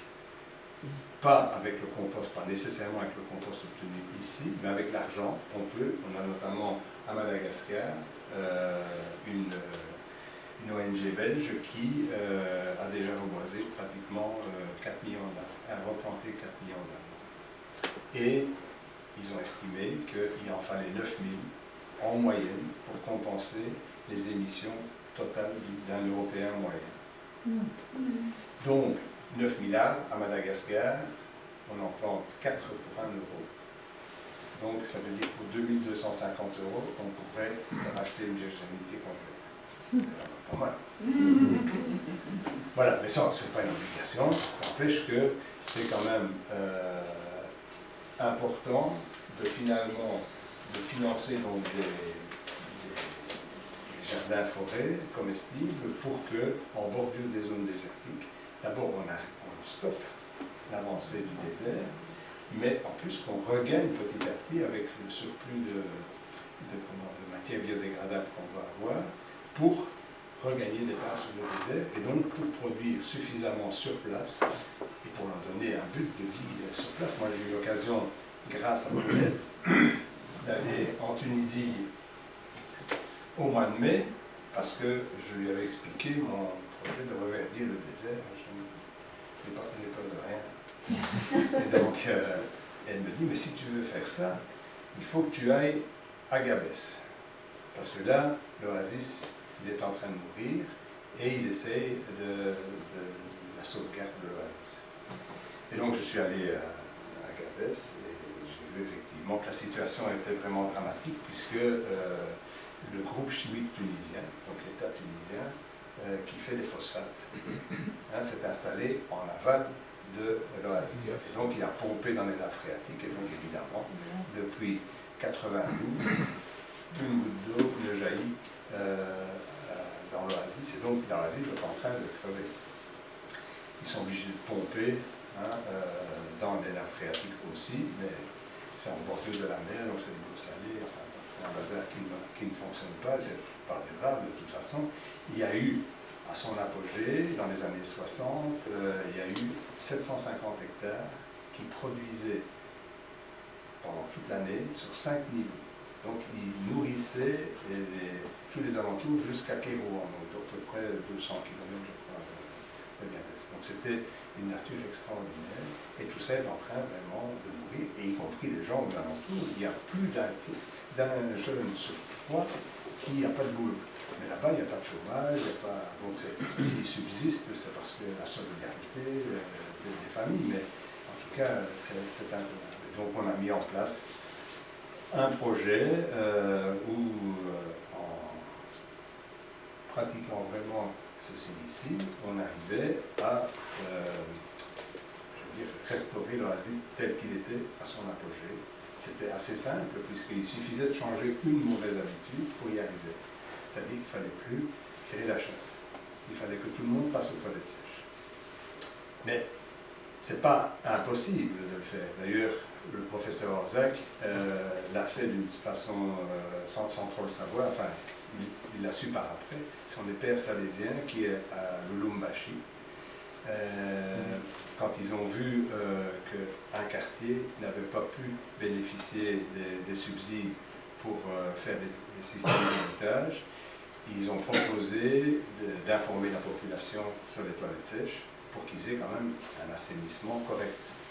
Et donc, il y a eu des ateliers pour faire les toilettes sèches, pour faire la litière, et puis des équipes qui allaient faire l'échange des seaux pleins avec des seaux de litière fraîche. Et donc, ce quartier de 40 000 habitants, donc c'est quand même pas un petit quartier, qui n'avait pas pu avoir l'égouttage traditionnel, puisqu'il y a beaucoup d'évaporation en Afrique, notamment des subsides. Et donc, voilà, donc, ils ont eu finalement les toilettes sèches, et ça a fonctionné à un point tel que quand il y a eu, comme partout ailleurs, quand il pleut beaucoup, aucun système d'égouttage n'est vraiment capable de prendre tout ce qui tombe. Et donc il y a eu des inondations, et puis des recrudescences de malaria et de choléra. Et uniquement dans toute la ville de Lubumbashi, sauf dans le quartier Tabazaï où on avait fait les toilettes sèches. Et la raison était simple, c'est que il y avait des inondations aussi là-bas, d'autant plus qu'il n'y avait pas d'égout. Mais là, il n'y avait pas de matière fécale dans l'eau. Et donc les enfants qui pataugent dans l'eau n'étaient pas en contact avec les germes pathogènes comme dans les autres quartiers de la ville. Et donc, il n'y a quasiment pas eu de cas dans le quartier Tabazaï, où pourtant, c'était des malheureux qui n'avaient pas eu des égouts qui auraient été, soi-disant, mis. Et donc, c'est possible, même pour 15 000 habitants à Chédini, donc la ville qui est la plus proche de l'Oasis, de passer aux toilettes sèches. Ça veut dire que dès le moment où on n'a plus les eaux fécales dans le réseau d'égouttage, sans frais, toutes les eaux grises, donc toutes les eaux de lavage, les bains, les lessives, tout ça peut en fait servir à irriguer l'oasis. Et si plutôt que de brûler ce qui pousse encore sur les palmiers et tout ça, comme ils font maintenant, si ils apprennent à composter, à couvrir le sol, eh bien, rien qu'avec l'eau grise et la couverture de sol, eh bien, on pourrait restaurer l'oasis en 3 ans. Et mieux que ça, 10 ans après, on pourrait avoir multiplié par 10 l'oasis, puisque si on applique ces principes de l'autarcie et de la permaculture, eh bien, on a un excédent de matière organique qui permet de couvrir le sol et donc de faire que les plantations ou les semis fonctionnent beaucoup mieux. Et donc, on arrive à ce moment-là à ce que l'homme qui plantait des arbres dans Janvier disait, c'est que quand on a une taille suffisante, ben on fait revenir la pluie, on fait revenir les sources refonctionnent. Et donc, c'est pas du tout utopique. Il faut s'y mettre. C'est évidemment pas une personne tout seule qui peut faire ça. Il faut qu'il y en ait beaucoup qui comprennent. Et ça se passe maintenant comme ça. En Tunisie, il y a quand même un mouvement de permaculture qui prend vraiment beaucoup d'ampleur. Et donc, c'est pas impossible. En tout cas, comme disait Marc Vella, heureusement qu'on va bientôt être 9 milliards parce qu'il y a un sacré boulot à faire. Est-ce que vous avez été inspiré pour ces opérations par Wouter Vasseur, par Wouter Vasseur, qui était venu au ministère de l'Environnement en 1978 pour parler de la récupération des déchets et mettre au point des systèmes de toilettes récupérant dans les jardins tous les déchets humains. Je ne parle pas par Wouter Vasseur lui-même, mais vraisemblablement que Joseph Orzac a certainement eu en tout cas connu son... Moi, mon maître pour tout ça, c'est Joseph Orzac. J'ai eu la chance de le rencontrer à Tapovan. Enfin, non, je l'ai rencontré un peu avant de l'amener à Tapovan, donc lors d'un éco-festival à Moidon-la-Rivière, donc chez Patrick Baronnet. Et donc, comme il n'aime pas conduire ou qu'il ne sait pas conduire, il ne sait pas trop, mais en tout cas, il avait besoin d'un lift pour l'amener à Tapovan. C'était pas du tout ma route, mais j'ai vraiment beaucoup d'inspiration de vouloir aller le conduire parce qu'on a eu l'occasion de discuter. Et comme moi, mon métier, c'était de faire des stations d'épuration et que je savais que ça ne fonctionnait pas, il m'a expliqué pourquoi et on est devenus amis depuis lors. Et donc, pour moi, c'est lui la référence en matière notamment de l'impact pour le climat. Je voudrais dire un petit mot au sujet du professeur Orzac qui m'a beaucoup amusé. C'est que chez lui, il a expérimenté justement toutes les techniques de l'autarcie. Toutes les techniques, oui. Il récupère l'eau de pluie, il les filtre, donc il est autonome en eau. Il est autonome complètement en eau. Il s'est d'ailleurs fait couper l'alimentation publique pour ne pas être compromis avec ça. Donc il est vraiment autonome. Il a installé sa maison avec un jardin extraordinaire, des poissons rouges et tout ça. Il nous a montré des photos de son jardin. Tout ça, c'est une merveille. Et alors, avec un air malicieux, il nous a dit, voyez, maintenant que c'est comme ça, ma maison a été déclarée insalubre. Oui, parce qu'une maison qui n'est pas raccordée à l'égout ni à la distribution d'eau, c'est considéré comme insalubre. Et c'est tant mieux, parce que là, à ce moment-là, on ne paye pas de précompte immobilier. Et un bémol, c'est qu'on ne peut pas vendre la maison ni la louer. Mais comme il n'a pas l'intention. Il n'a pas fait sa maison pour la. Donc il n'y a pas d'impôt sur le foncier. Il est considéré comme insalubre. Alors qu'elle est tout sauf insalubre. Elle est magnifique. Et en plus que l'eau qui boit, donc c'est une eau de pluie, c'est compte tenu de la pollution des nappes phréatiques, c'est la source idéale pour arriver à de l'eau non seulement potable, mais biocompatible. Parce que vous savez peut-être que la meilleure eau de bouteille minérale, c'était Montroucou, jusqu'il y a peu, parce qu'on a dû reconnaître qu'il y avait des pesticides et des... Ça fait longtemps d'ailleurs qu'elle est plus bonne. Ça fait quelques années. Oui, ça fait quelques années. Mais en fait, c'est toutes les nappes phréatiques, plus ou moins, sont polluées par... mais en tout cas, il y en a plus qui ne sont pas du tout. Mais dans votre exemple de la Tunisie, le problème qu'il y avait avec l'usine de phosphate, comment ça a été réglé? Ah mais il n'est pas... C'est-à-dire que si, l'usine d'abord, maintenant que les gens savent que c'est vraiment un souci, et donc on a même modifié leur process, ils ne prennent plus de l'eau de la nappe phréatique, d'abord ça. Donc même en pompant, on en a fait. Donc maintenant ce qu'il faut, c'est recharger les nappes phréatiques, et rien de tel qu'un arbre pour y arriver, puisque c'est par le biais des racines que l'eau peut s'infiltrer. Tant si sur un terrain où il n'y a pas de racines, on ne sait pas recharger les nappes phréatiques. Et donc de l'intérêt d'avoir des arbres, des haies, et d'avoir le sol couvert pour avoir, parce que l'humus stocke 1 gramme d'humus, stocke 50 grammes d'eau. Donc quand il pleut sur un terrain vivant, un terrain qui a une bonne activité microbienne, eh bien, on stocke l'eau sur place. D'ailleurs, quand il y a des inondations comme à Cannes et tout ça, dans les forêts, il n'y avait pas d'inondation. C'est uniquement dans les zones cultivées ou trop urbanisées que ça se passe. Et les dégâts sont uniquement dus à l'érosion. C'est-à-dire que s'il y avait la même quantité d'eau, mais pas chargée, donc si le sol était suffisamment stable, eh bien, le pouvoir d'érosion de l'eau ne serait pas aussi fort.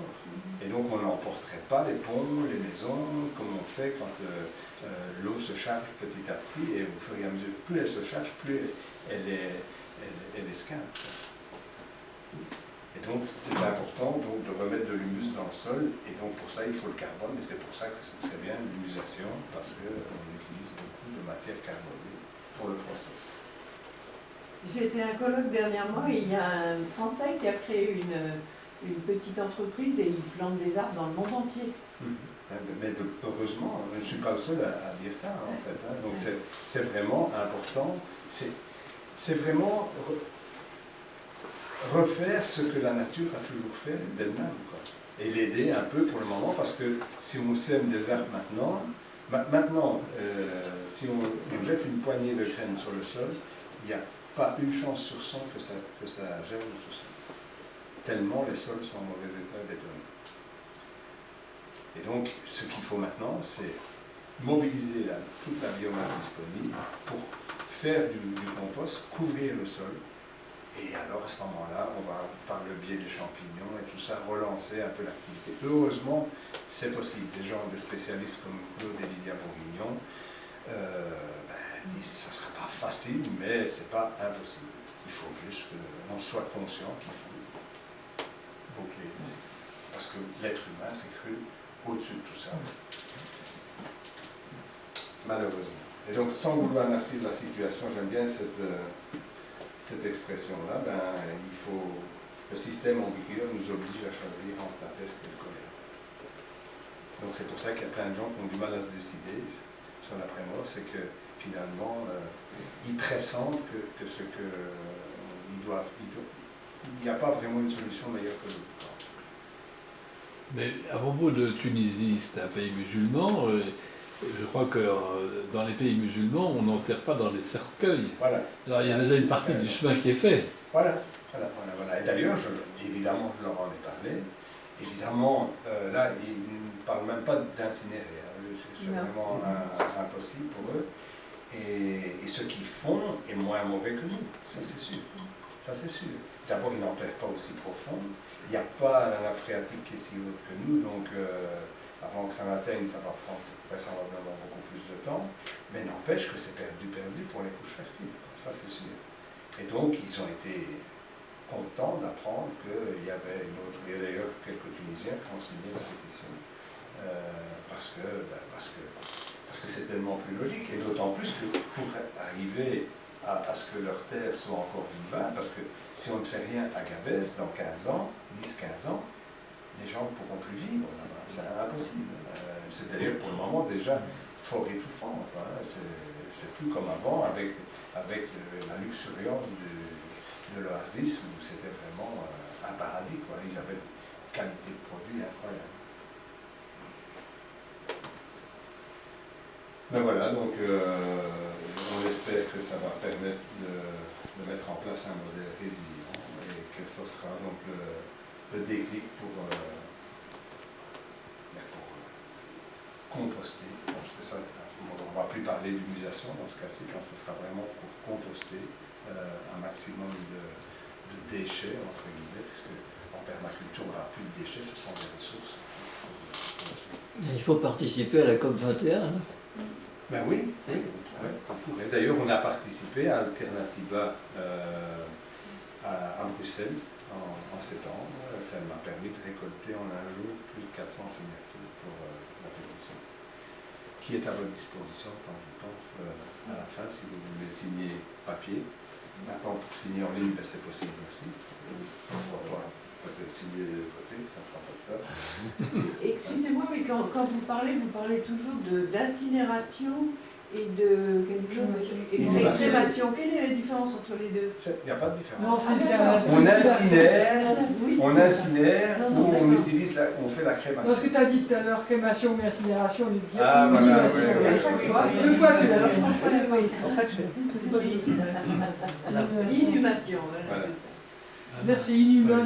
Donc, pour le moment, je crois que maintenant que vous avez l'air convaincu, c'est de commencer déjà maintenant à mieux composter ou à apprendre à composter tout court.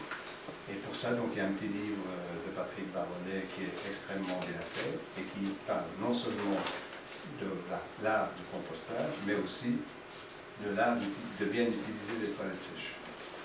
Et ça, c'est un acte extrêmement concret. Et je peux en témoigner parce que j'ai mis en place il y a 13 ans exactement un écoquartier au nord de Namur. On a 80 arts et on a trouvé en fait 10 familles pour venir vivre dans une autarcie complète, donc autarcie avec peu à eu. Donc, aucune maison n'est raccordée ni à la distribution d'eau ni aux égouts. On a dit, mais tu es fou. Allez faire des nouvelles maisons où les gens ne vont pas avoir de chasse d'eau et pas de système d'égouttage. Il n'y a jamais personne qui va venir habiter là, tu rêves. Et j'avais 10 emplacements, ils ont été tous rapidement acquéreurs, à un point tel que fin 2004, les premières familles entraient dans leur maison. Donc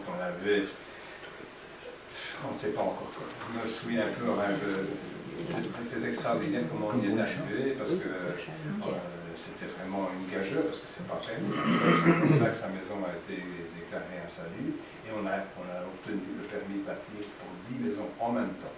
Donc on a fait un permis unique, parce que sinon on aurait dû faire d'abord un permis de lotir. Donc on aurait dû mettre les raccordements à la distribution d'eau, aux égouts et tout le bazar. Et c'est seulement après qu'on aurait pu vendre le terrain. Et puis, donc, mais en 2 ans, on avait déjà les premiers qui étaient rentrés dedans, dans leur maison.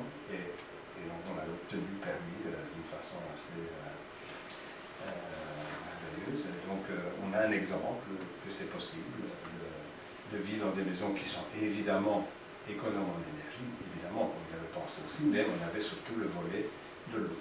Et donc le respect de l'eau, c'est ce qui, je crois, a facilité vraiment l'émergence de cet écoquartier, parce que c'était le dénominateur commun. Donc il fallait vraiment accepter de respecter l'eau, donc de ne plus tirer la chasse. Et c'était il y a 13 ans, pourtant à l'époque on ne parlait pas encore trop de toilettes sèches, et donc si on avait eu 3 fois plus d'emplacements, on les aurait tous rendus. Évidemment, c'est vrai que c'était une belle situation. Mais en tout cas, ça a très bien fonctionné. Et les gens qui vivent là, la plupart y sont encore, et ils ne céderaient pas leur place pour toute la vie. Parce que c'est vraiment... le fait de passer aux toilettes sèches, c'est comme si ça nous faisait finalement une espèce de déclic en nous, d'avoir finalement le cran de gérer vraiment nos déchets. Eh bien, ça change tout. Et donc, on a de l'humus, et avec l'humus, on apprend à cultiver, parce que la plupart n'avaient pas vraiment fait ça. Ils n'avaient pas vraiment fait les toilettes sèches d'ailleurs avant. Ils avaient appris le concept, mais pas plus. Ils étaient d'accord, mais ils ont dû s'y mettre à ce moment-là. Et ils m'ont tous dit, c'est incroyable comme ça a changé leur vie, parce que c'est comme si c'était connecté à l'instinct de survie. Et donc, finalement, le bénéfice, il est au-delà de toute espérance, et donc ça vaut vraiment la peine, et plus c'est difficile à changer cette habitude-là, plus les bénéfices seront grands, parce que c'est incroyable. Mais en ville, c'est pas possible. Ben voilà. C'est moins facile, il y a des déchetteries en ville, et ceux les plus motivés peuvent en fait transporter leurs eaux, comme ils vont bien transporter leurs autres déchets qui poussent dans le jardin à la déchetterie, ils peuvent aller à la déchetterie avec... Mais à Paris, il y a quelque chose comme ça? Je ne pense pas. Mais par contre, il y a plein de terrains, même à Paris, qui ont quand même un petit espace de terrain où ils pourraient composter et faire leur toilette sèche. Parce que là aussi, c'est une question de matière organique, de savoir composter, et donc d'avoir une bonne litière et suffisamment pour pouvoir éviter les odeurs. Et donc, on peut très bien composter au milieu de la cour ici. C'est pas du tout impossible. Mais on pourrait l'organiser. Moi, je viens de New York, là, et à Brooklyn, on était avec une amie, on est allé sur son marché, et elle apporte ses déchets. Bien, en venant ce matin, dans la voiture, j'ai écouté une émission qui m'a finalement fort énervé, parce que les gens faisaient une montagne, parce qu'à Bruxelles, on allait collecter les matières biodégradables, et que la ministre avait dit qu'il faudrait peut-être éviter de manger du poisson si on est trop loin de la date de ramassage des sacs. Parce que ça risquait d'être éventré par les chats et tout ça, et que ça allait sentir mauvais. Alors que je me dis, mais c'est quand même incroyable. Il n'y a personne qui a dit, mais il suffit, on peut faire du vermicompost, même sur un balcon, même à l'intérieur d'une maison, pour les plus motivés, c'est pas impossible. Et personne n'a pensé à ça. Dans ça, à Bruxelles, il y a des maîtres composteurs. Il y a des maîtres composteurs. J'ai vu ça. Mais oui, donc dans certains quartiers de Bruxelles, en plus, il y a déjà... La poubelle, comme une poubelle. Oui, et puis il y a toute une association qui fait du compostage en ville et qui informe la façon de faire tout ça. Et ça marche quand même. Mais il y a encore beaucoup de gens qui font une montagne avec un problème qui n'en est pas un. Au contraire, ils trouvaient que c'était mieux de ne pas trier les déchets, de laisser tout ensemble, comme ça, il y avait moins d'odeur, puisque c'était un peu masqué par les autres bassins. Mais on a visité en Bretagne, avec Joseph notamment, des usines comme ça de compostage où les gens n'avaient pas trié. Donc on avait les pots de mayonnaise avec les seaux qui viennent tous les déchets comme ça, il y avait aussi du plastique, des trucs biodégradables et tout ça. Et ils passaient tout à la moulinette et puis après ils allaient chercher tous les petits morceaux. Enfin, c'était impossible, quoi. Donc ils avaient un compost, mais c'est un compost qui n'avait pas de valeur, quoi. C'était pas ça, quoi. Et ça avait coûté une fortune. Et ils faisaient ça aussi avec les algues vertes. Et les algues vertes, parce que ça a beaucoup de problèmes en Bretagne, et alors ils ont composté mais sans laver les algues. Et donc, après, ils se sont dit, oh ben merde, alors on a un compost qui a trop de sel, ça ne va pas. Donc, ils ont dépensé, je ne sais combien, de centaines de milliers d'euros dans cette petite ville en Bretagne pour arriver à se débarrasser, soi-disant, des algues en les compostant, mais ils n'avaient pas fait gaffe. Donc, ils auraient dû laver, en fait, les algues avant de les composter. Et, bon, ça prenait du temps, mais au moins, après, ils auraient pu s'en servir, mais c'est pas le cas. Et, entre parenthèses, ce problème d'algues, on fait croire que c'est à cause des agriculteurs, et effectivement, ils ont leur part. Mais le plus important, c'est depuis qu'on a fait toutes les stations d'épuration. Parce qu'avant, Les gens n'épuraient pas vraiment, c'était les fosses toutes d'eau, ça allait dans la terre. C'était peut-être pas l'idéal, mais ça ne se retrouvait pas massivement au même endroit. Et pour le moment, même les stations d'épuration qui fonctionnent bien, hein, il n'y en a pas beaucoup, mais même celles-là, elles rejettent encore suffisamment de nitrate et de phosphate pour provoquer l'eutrophisation. Et ça, évidemment, on ne le dit pas. Mais pour en finir avec les volets des stations d'épuration, c'est un besoin que je connais bien, à Cannes, ils ont imaginé de faire un Xème traitement à la sortie de la station d'épuration. Ils ont voulu expérimenter de faire passer l'eau à travers des membranes d'osmose inverse. C'est des trous plus ou moins 0 à micron, donc je ne sais pas si vous imaginez l'installation qu'il faut pour faire passer l'eau de 150 000 personnes, 150 000 par personne fois 150 000 à travers des trous de 0 à micron. Et ils ont quand même reconnu que il y avait encore pas mal de résidus de médicaments qui passaient. Et jamais ils n'ont pensé, mais qu'est-ce qu'on va faire de ce qu'on a retenu? Parce qu'ils sont quand même retenus. Ah ben ça, on ne sait pas. Alors que, à part le brûler, je ne vois pas, puisqu'ils n'ont pas pu le traiter dans la station d'épuration, donc c'est pas possible. Donc, quand on met les matières fécales dans l'eau, c'est tous les résidus de médicaments, c'est tous les perturbateurs endocriniens, les cellules contraceptives, tout ça qui se retrouve dans les eaux de station d'épuration. Et quand on mélange avec les eaux grises, c'est un volume beaucoup plus important, beaucoup trop difficile à traiter, d'autant plus qu'on rajoute des eaux de pluie avec. Et donc, régulièrement, la station d'épuration doit laisser tout passer. Et donc, c'est comme ça qu'on arrive à avoir des poissons qui changent de sexe. Eh bien oui, avec les pilules contraceptives, ça ne s'arrête pas. Hein. Ça ne s'arrête pas. Et puis en plus, ils emmagasinent ça, nous on mange ça. Et donc tout ça, tout ce qui est hors sol a la désagréable faculté, comme nous, de fixer dans nos chairs tous les risques, toutes les pollutions qu'on a avalées.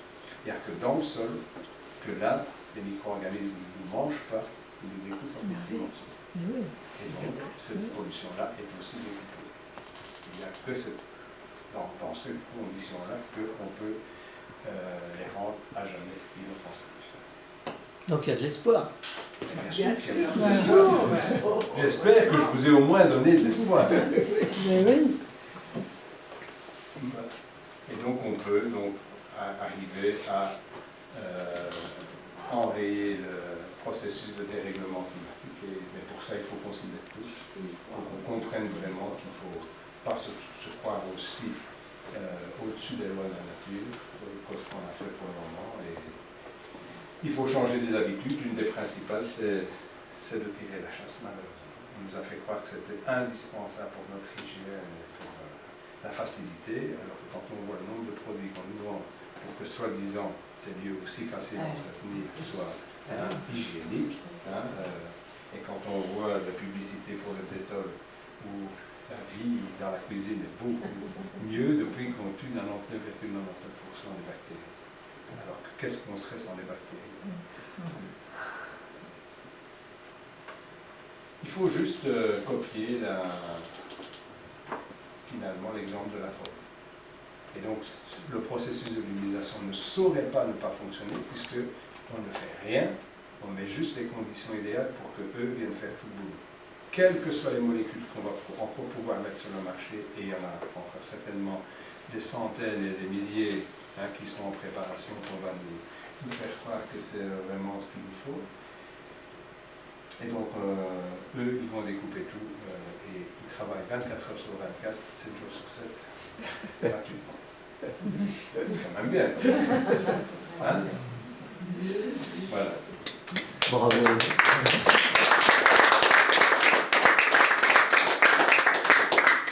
Donc celui qui a vraiment montré la voie, c'est Georges Dionneau dans son histoire de l'homme qui plantait des arbres, que Philippe Maré a si bien raconté.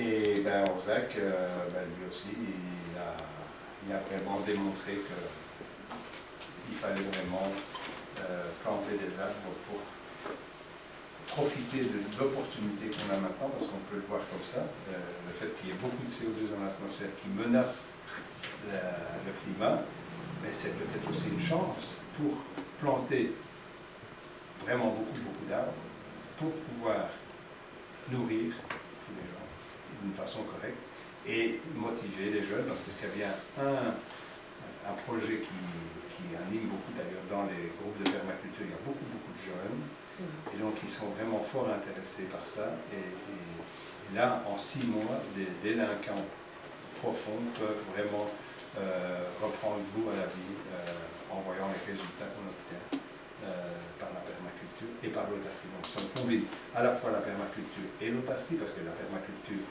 tout le monde ne pense pas aux toilettes, hein, parce qu'on nous a fait croire que c'était pas propre, que si, alors qu'on est moins en contact avec les matières fécales en allant vider le seau que quand on change un bébé. Avec les couches-couilles. Mais c'est un bébé. Mais c'est un bébé. Comment? Mais c'est mignon un bébé. Finalement, on va vider le seau 1 fois par semaine par personne, donc c'est pas tant que ça finalement. Si tout le monde le fait, c'est pas possible. Et même si au départ ceux qui sont moins motivés ne le font pas, au moins il y a l'économie d'eau. Et c'est pas rien. À Temploux, on peut estimer que ça, globalement, ça fait plus ou moins 2 000 € par famille par an qu'il faut comme économie. C'est pas seulement le prix de l'eau, c'est le prix de la dépollution, c'est la quantité de détergent qu'on doit mettre, on la divise carrément par 3 quand on utilise l'eau pluie. Et puis, alors évidemment, c'est une économie pour ne pas aller chercher de l'eau en bouteille, ne pas avoir de bouteilles à éliminer, et puis surtout de pouvoir faire la permaculture, de prendre goût à semer et à faire ses fruits et légumes, et compte tenu de ce qui se prépare pour le moment, comme Pablo Servigne l'a bien écrit dans son livre « Comment tout peut s'effondrer ». Je l'ai d'ailleurs écouté la semaine passée, et il a donné un exemple assez frappant que je vais quand même en conclusion vous partager. C'est si on met 1 litre de carburant dans une voiture et puis qu'on la fait rouler. Et qu'au moment où elle s'arrête, on dit au conducteur qu'il faut la ramener où elle était, en poussant. À votre avis, combien de temps il va devoir travailler en moyenne pour remettre la voiture à l'endroit où le véhicule, à l'endroit où il était avant de commencer? 1 litre seulement.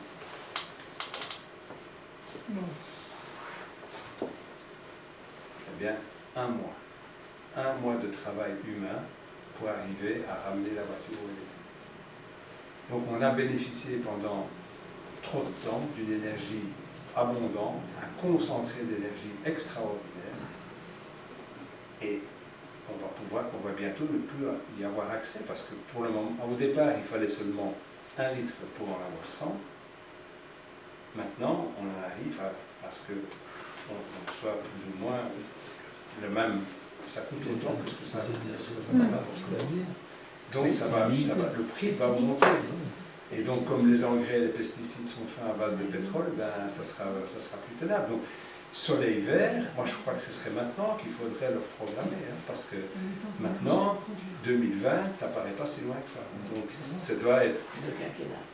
Si l'humidation ne suffit pas pour prendre conscience qu'il faut faire ça, peut-être que soleil vert, il parvient. J'ai pas compris votre histoire de 1 litre. 1 litre de carburant dans une voiture et on l'a fait avancer pour 1 litre. Avec seulement le litre. Donc quand ça s'arrête, quand on a c'est-à-dire à la place d'1 litre, il faudrait... Non. Donc on fait rouler la voiture avec son litre. Et puis évidemment, elle va s'arrêter. Oui. Une voiture qui consomme 5 litres, elle aura fait 20 km. Voilà. Et bien, pour pousser la voiture, pour la ramener au point de départ, les 20 km, eh bien, un homme moyen va devoir travailler 1 mois. Et donc, si on...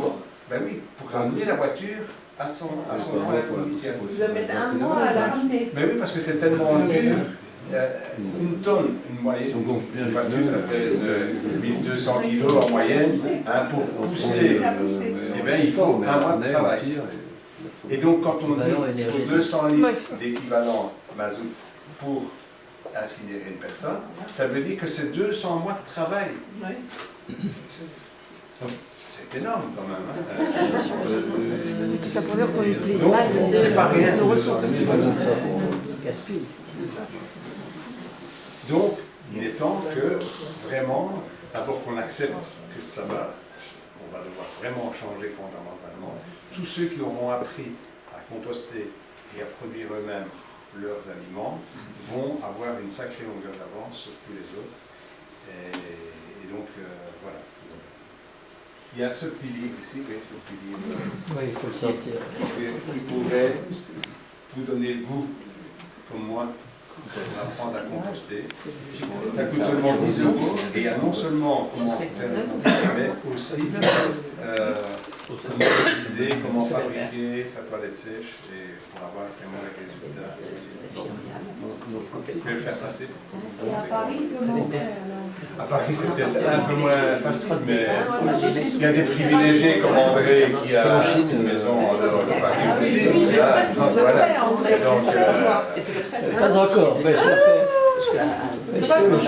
Je tire encore. On n'imagine pas à quel point c'est suicidaire aussi pour l'avenir de l'humanité. De quoi? Parce que le fait de tirer la chasse. Ah oui. On prive la terre, donc non seulement on souille l'eau de façon irréversible, puisqu'il n'y a aucune station d'opération qui est capable vraiment de remettre les compteurs. Ah oui, donc j'ai rien compris. Il y a tous ces problèmes de résidus de médicaments aussi qu'on envoie dans le milieu récepteur. Et le pire, c'est qu'on n'a pas rendu, sous forme de complexe argilo-humique stable, comme avec le compost, à la terre les restes de ce qu'elle a mis. Je passais sur une aire d'autoroute tout à l'heure, la 10, dans les Charentes. J'étais surprise, c'était pas avec une station-service, c'était juste. Et bien les toilettes étaient avec une eau recyclée. Alors, qui recycle leur eau eux-mêmes, tu sais, qui est terminée dans un bassin. On est bien d'accord. J'étais surprise, parce que sur une aire d'autoroute. C'est quand même, la matière organique est quand même perdue. C'est vrai qu'on c'est comme en Belgique. En Belgique, on dit aux gens, toutes les nouvelles maisons, vous devez absolument faire une citerne à eau dessus. Et je crois que c'est dans les 3 ou 5 minutes. D'abord, avec 3 ou 5 minutes, on ne va pas il faut pas y penser. c'est pas assez. Donc on doit quand même dépenser une pompe, on doit quand même des tuyauteries et tout le bazar. Et la plupart du temps, on est à sec. Puisque avec le dérèglement climatique, on a des périodes où il pleut beaucoup, puis des périodes où il ne pleut pas pendant longtemps, donc on se retrouve rapidement à sec. Et en Belgique, on dit aux gens, et l'eau de pluie, c'est l'idéal pour tirer les chasses. Ah non, parce que... Alors que c'est complètement, ils sont en train de se tirer vraiment une balle dans le pied, puisque la taxe pour la dépollution de l'eau, elle est mise sur l'eau de distribution. Donc les gens qui ont des citernes et qui appliquent à la lettre ce qu'on dit sur l'eau de pluie, eh bien, finalement, ils utilisent quand même les égouts pour rejeter leurs eaux de chasse, et ils ne payent pas l'épuration. Nous, en France, c'est pas autorisé, c'est l'inverse. Tu n'as pas le droit d'utiliser les eaux de pluie, justement, parce qu'on ne paye pas la taxe. En principe, tu n'as pas le droit de t'en servir. Mais, dans le cas de Joseph et de l'éco-quartier là, c'est tout à fait différent. On n'est pas accordé aux égouts. Et donc là, c'est sûr que si on mettait une taxe sur les citernes, ça serait scandaleux, parce qu'on n'utilise pas l'eau pour notamment tirer la chasse. Et avant tout se passe comme s'il y avait personne qui vivait sur place. Puisque au moment où il pleut, on stocke l'eau qui tombe, on évite les crues, puisque au moment où il pleut beaucoup, c'est souvent à ce moment-là, donc ça fait quand même un tampon. Et après tous les usages, donc tous les vaisselles, les lessives, les bains, enfin tous les usages d'eau grise, puisqu'il n'y a pas les toilettes sèches, eh bien l'eau est traitée pour être mise aussi belle qu'elle est tombée. Dans la ce que je te dis, c'était ça. C'est l'eau qui est traitée comme ça. Je ne sais pas comment elle est traitée. Je ne sais pas si ça vient des eaux grises ou pas, mais en tout cas, il y a des autres solutions comme les lagunages et tout ça, mais c'est pratiquement là, c'est pour une chose qui n'est pas du tout possible en ville, c'est ça. Il faut tellement de place pour le faire. Oui.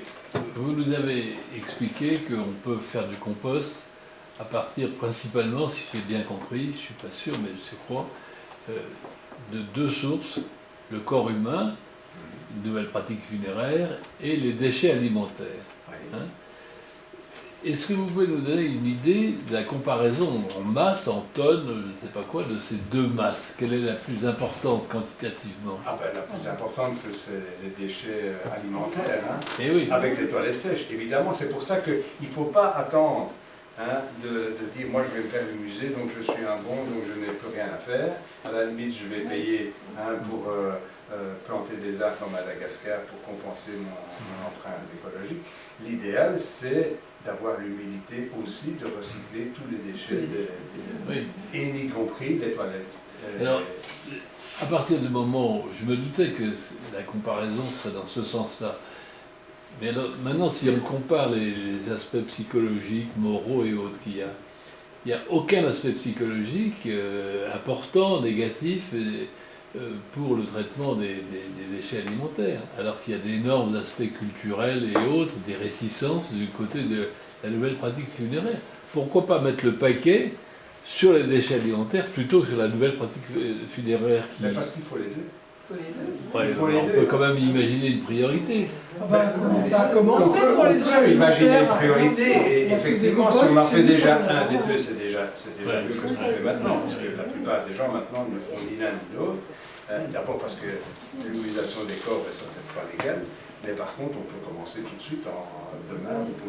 Elle est déjà prioritaire. Moi je vois par exemple à Lorient, j'ai une amie, elle reçoit de la mairie des sacs spéciaux, et donc les poubelles ramassent ces déchets. C'est ce que je disais tout à l'heure, donc il y a des collectes de matières biodégradables, avec les difficultés. Et quand on ne le fait pas sur place, avoir des mauvaises odeurs, surtout en été, tout ça, et avoir des sacs qui se déchirent parce que c'est des sacs biodégradables, donc moins solides que les autres. L'idéal, c'est de composter chez soi. Mais nous, on a beaucoup de communes, là où j'habite, on est incités, on a des composteurs qui nous sont fournis. Hein. Enfin, moi, j'en ai un depuis longtemps, mais je pourrais avoir, là, genre pour 15 €. Hein. C'est pas coûté. C'est fourni par les trucs de centre de tri. Hein. Oui. Mais là aussi, bon, c'est bien, mais on peut le faire soi-même, et ça coûte même pas ça. Il n'y en a pas besoin de composter. Non, mais je veux dire, juste le truc, le caisson, quoi. Mais c'est bien, de toute façon, de commencer à le faire, et l'idéal, c'est de commencer le plus vite possible, donc de ne pas attendre de mourir. Donc concrètement, à une échelle individuelle, enfin locale, est-ce qu'on peut du coup débarrasser ces WC en porcelaine et mettre justement cette boîte compost, par exemple? Bien sûr, mais ça, il n'y a même pas besoin de demander d'autorisation. Voilà. Dans n'importe quelle maison, on condamne le tout à l'égout. C'est ça. Donc là, la seule chose à faire, c'est démonter le vase en porcelaine, et puis boucher sommairement pour éviter les remontées d'odeur, et puis installer un petit meuble comme on montre dans le livre pour être confortablement assis sur un seau. Comme autrefois. Et donc ça, on peut le faire dans la... Il n'y a pas besoin de demander d'autorisation pour le faire. Donc au pire, ça peut être mis à la poubelle, de toute façon. Ça pourrait être mis dans... C'est déjà moins grave que... Bien sûr. Ah oui, mais là, moins grave que dans le tout à l'égout. Que l'eau. Oui. On peut très bien, avant d'utiliser le seau, de mettre le sac dans le seau, pour au moment où il est plein ou à moitié plein, de le prendre et de le déposer à la collecte. Mais est-ce qu'il faut mettre, comme pour les chats, une litière ou pas du tout? Ah, il faut mettre une litière. Ah oui, ce qu'on propose, c'est loin d'être les seaux hygiéniques d'avant. Non. Ça pue. Après une nuit, c'est un peu là. Parce qu'on a fait de l'ammoniac. Mais on achète la litière. On achète dans les animaleries. Ah oui, une litière de chat, quoi. Non, ça c'est pas la litière. En fait, c'est les copeaux de bois, mais qui se vendent surtout pour les chevaux. Et c'est des copeaux dépoussiérés. Ça prend la place d'un petit ballot de paille et c'est compressé. Donc on a 500 litres de copeaux et chaque fois on couvre. Et donc on n'a pas d'odeur, on n'a pas de mouche. Donc ça n'a rien à voir. Mais ça prend beaucoup de place. Mais non, l'équivalent à peu près de la chasse. Donc si on a une toilette sèche, elle est un peu plus courte qu'un WC traditionnel parce qu'il n'y a pas la chasse. Mais si on met le ballot derrière, eh bien finalement il peut servir de réservoir. Et donc on l'a à portée de la main pour en fait couvrir. Et donc la personne qui arrive après, elle voit un tas de sciures, donc c'est pas désagréable comme c'était avant les toilettes chez mon grand-papa, où ça oui, on a tout un carton. Le spectacle était vraiment désagréable et tout, et on vidait seulement une fois par an, donc ça avait le temps de pourrir. Alors que dans le sol, ça n'a pas le temps de pourrir. Et au contraire, on a déjà mis la matière organique, donc on a le compostage qui commence déjà dans le sol. Avec les cocos. Mon ancienne fosse septique. Non, c'était dans l'eau, donc ça pourrissait dans l'eau. Et donc, la fosse septique, ça ne pourrit pas, c'est des bactéries qui... Oui, mais c'est en absence d'air, donc on peut appeler ça pourrir. Donc c'est un anaérobie, alors que le compost se fait en aérobie. Donc ça change tout. Donc les matières qu'on obtient sont tout à fait différentes. Tout à fait différentes. Donc ça n'a rien à voir. Et surtout, on fait des complexes argilo-humiques. Le véritable intérêt, c'est refaire des complexes argilo-humiques, donc la base des sols. Donc refaire de l'humus. Et c'est ce que la Terre manque pour le moment. On est pour le moment en train d'avoir les effets des bombes à retardement des guerres. Puisque les engrais et les pesticides, c'est finalement l'héritage des guerres où on avait trop de munitions, donc les usines étaient là et on a trouvé que c'était bien de doper les sols avec les engrais. Au départ, malheureusement, ça a très bien fonctionné. Pourquoi? Parce qu'on était sur un sol vivant. Et donc, évidemment, c'est un peu comme quand on prend du doping, ça c'est sûr qu'on avance plus, mais seulement ça ne dure pas.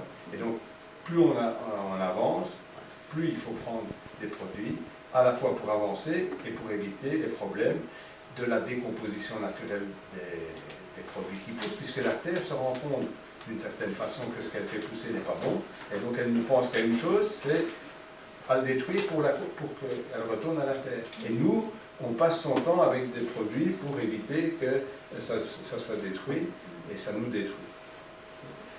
Quel est l'apport chimiquement de l'air, justement? Chimiquement, quel est c'est le fait que ça ne pourrit pas.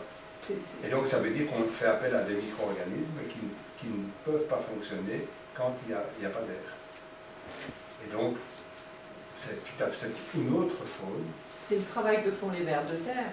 Voilà, mais pas seulement les vers de terre. Les vers de terre, c'est finalement ce qu'on voit, tout le monde peut le voir. Mais les spécialistes comme Claude et Lydia Bourguignon, qui ont passé leur vie dans la microbiologie des sols, ils reconnaissent qu'ils en connaissent à peine 5-10%. Tellement c'est varié. C'est incroyable. Le monde de la microfaune du sol, il est fabuleux. Et il y a une quantité en tonnage vraiment extraordinaire. Un sol en permaculture, c'est les sols qui sont les plus proches des forêts, eh bien, il y en a un à Moucron, en Belgique, c'est une fraternité ouvrière, et ils ont fait de la permaculture comme M. Jourdain, faut savoir, ils ont commencé il y a plus de 40 ans, et ils n'ont jamais exporté aucun déchet de ce que la terre a produit. Et donc tout est resté sur place. C'est 18 h 50, donc 1850 mètres carrés. Je vous laisse deviner combien il y a d'arbres dans cette jungle urbaine, puisque on n'avait pas trouvé, donc il y a 2200 arbres. Donc c'est incroyable qu'il puisse y avoir autant d'arbres et autant de cultures sur le sol. Donc il y a de tout qui pousse, y compris des figues en Belgique. Tellement le sol est riche et où ça pousse harmonieusement parce qu'en fait il y a une vie dans le sol incroyable. Et donc ça a tracassé évidemment les agronomes puisque un sol, pendant plus de 40 ans, on n'a pas mis d'engrais et de pesticides, théoriquement c'est le désert. Et au lieu de ça, c'est la jungle urbaine. Et donc ils ont évidemment gratouillé pour essayer de voir qu'est-ce qui se passe dans le sol. Et ils ont découvert qu'en moyenne, par mètre carré, il y a 3 kilos de vers de terre. 3 kilos, ça veut dire que c'est l'équivalent de 60 vaches à l'hectare qui se nourrissent dans le sol, rien qu'avec le déchet. Alors que sur un sol, même en bon état, si on arrive à faire vivre 2 vaches par hectare, c'est déjà extraordinaire.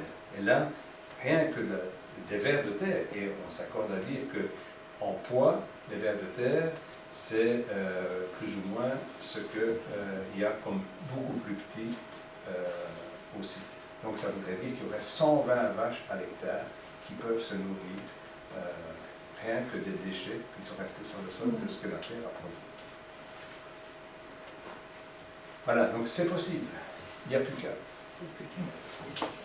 Merci beaucoup. En tout cas, merci de m'avoir écouté et puis d'avoir pris le temps de poser des questions. Sortir les Ben oui, celui qui...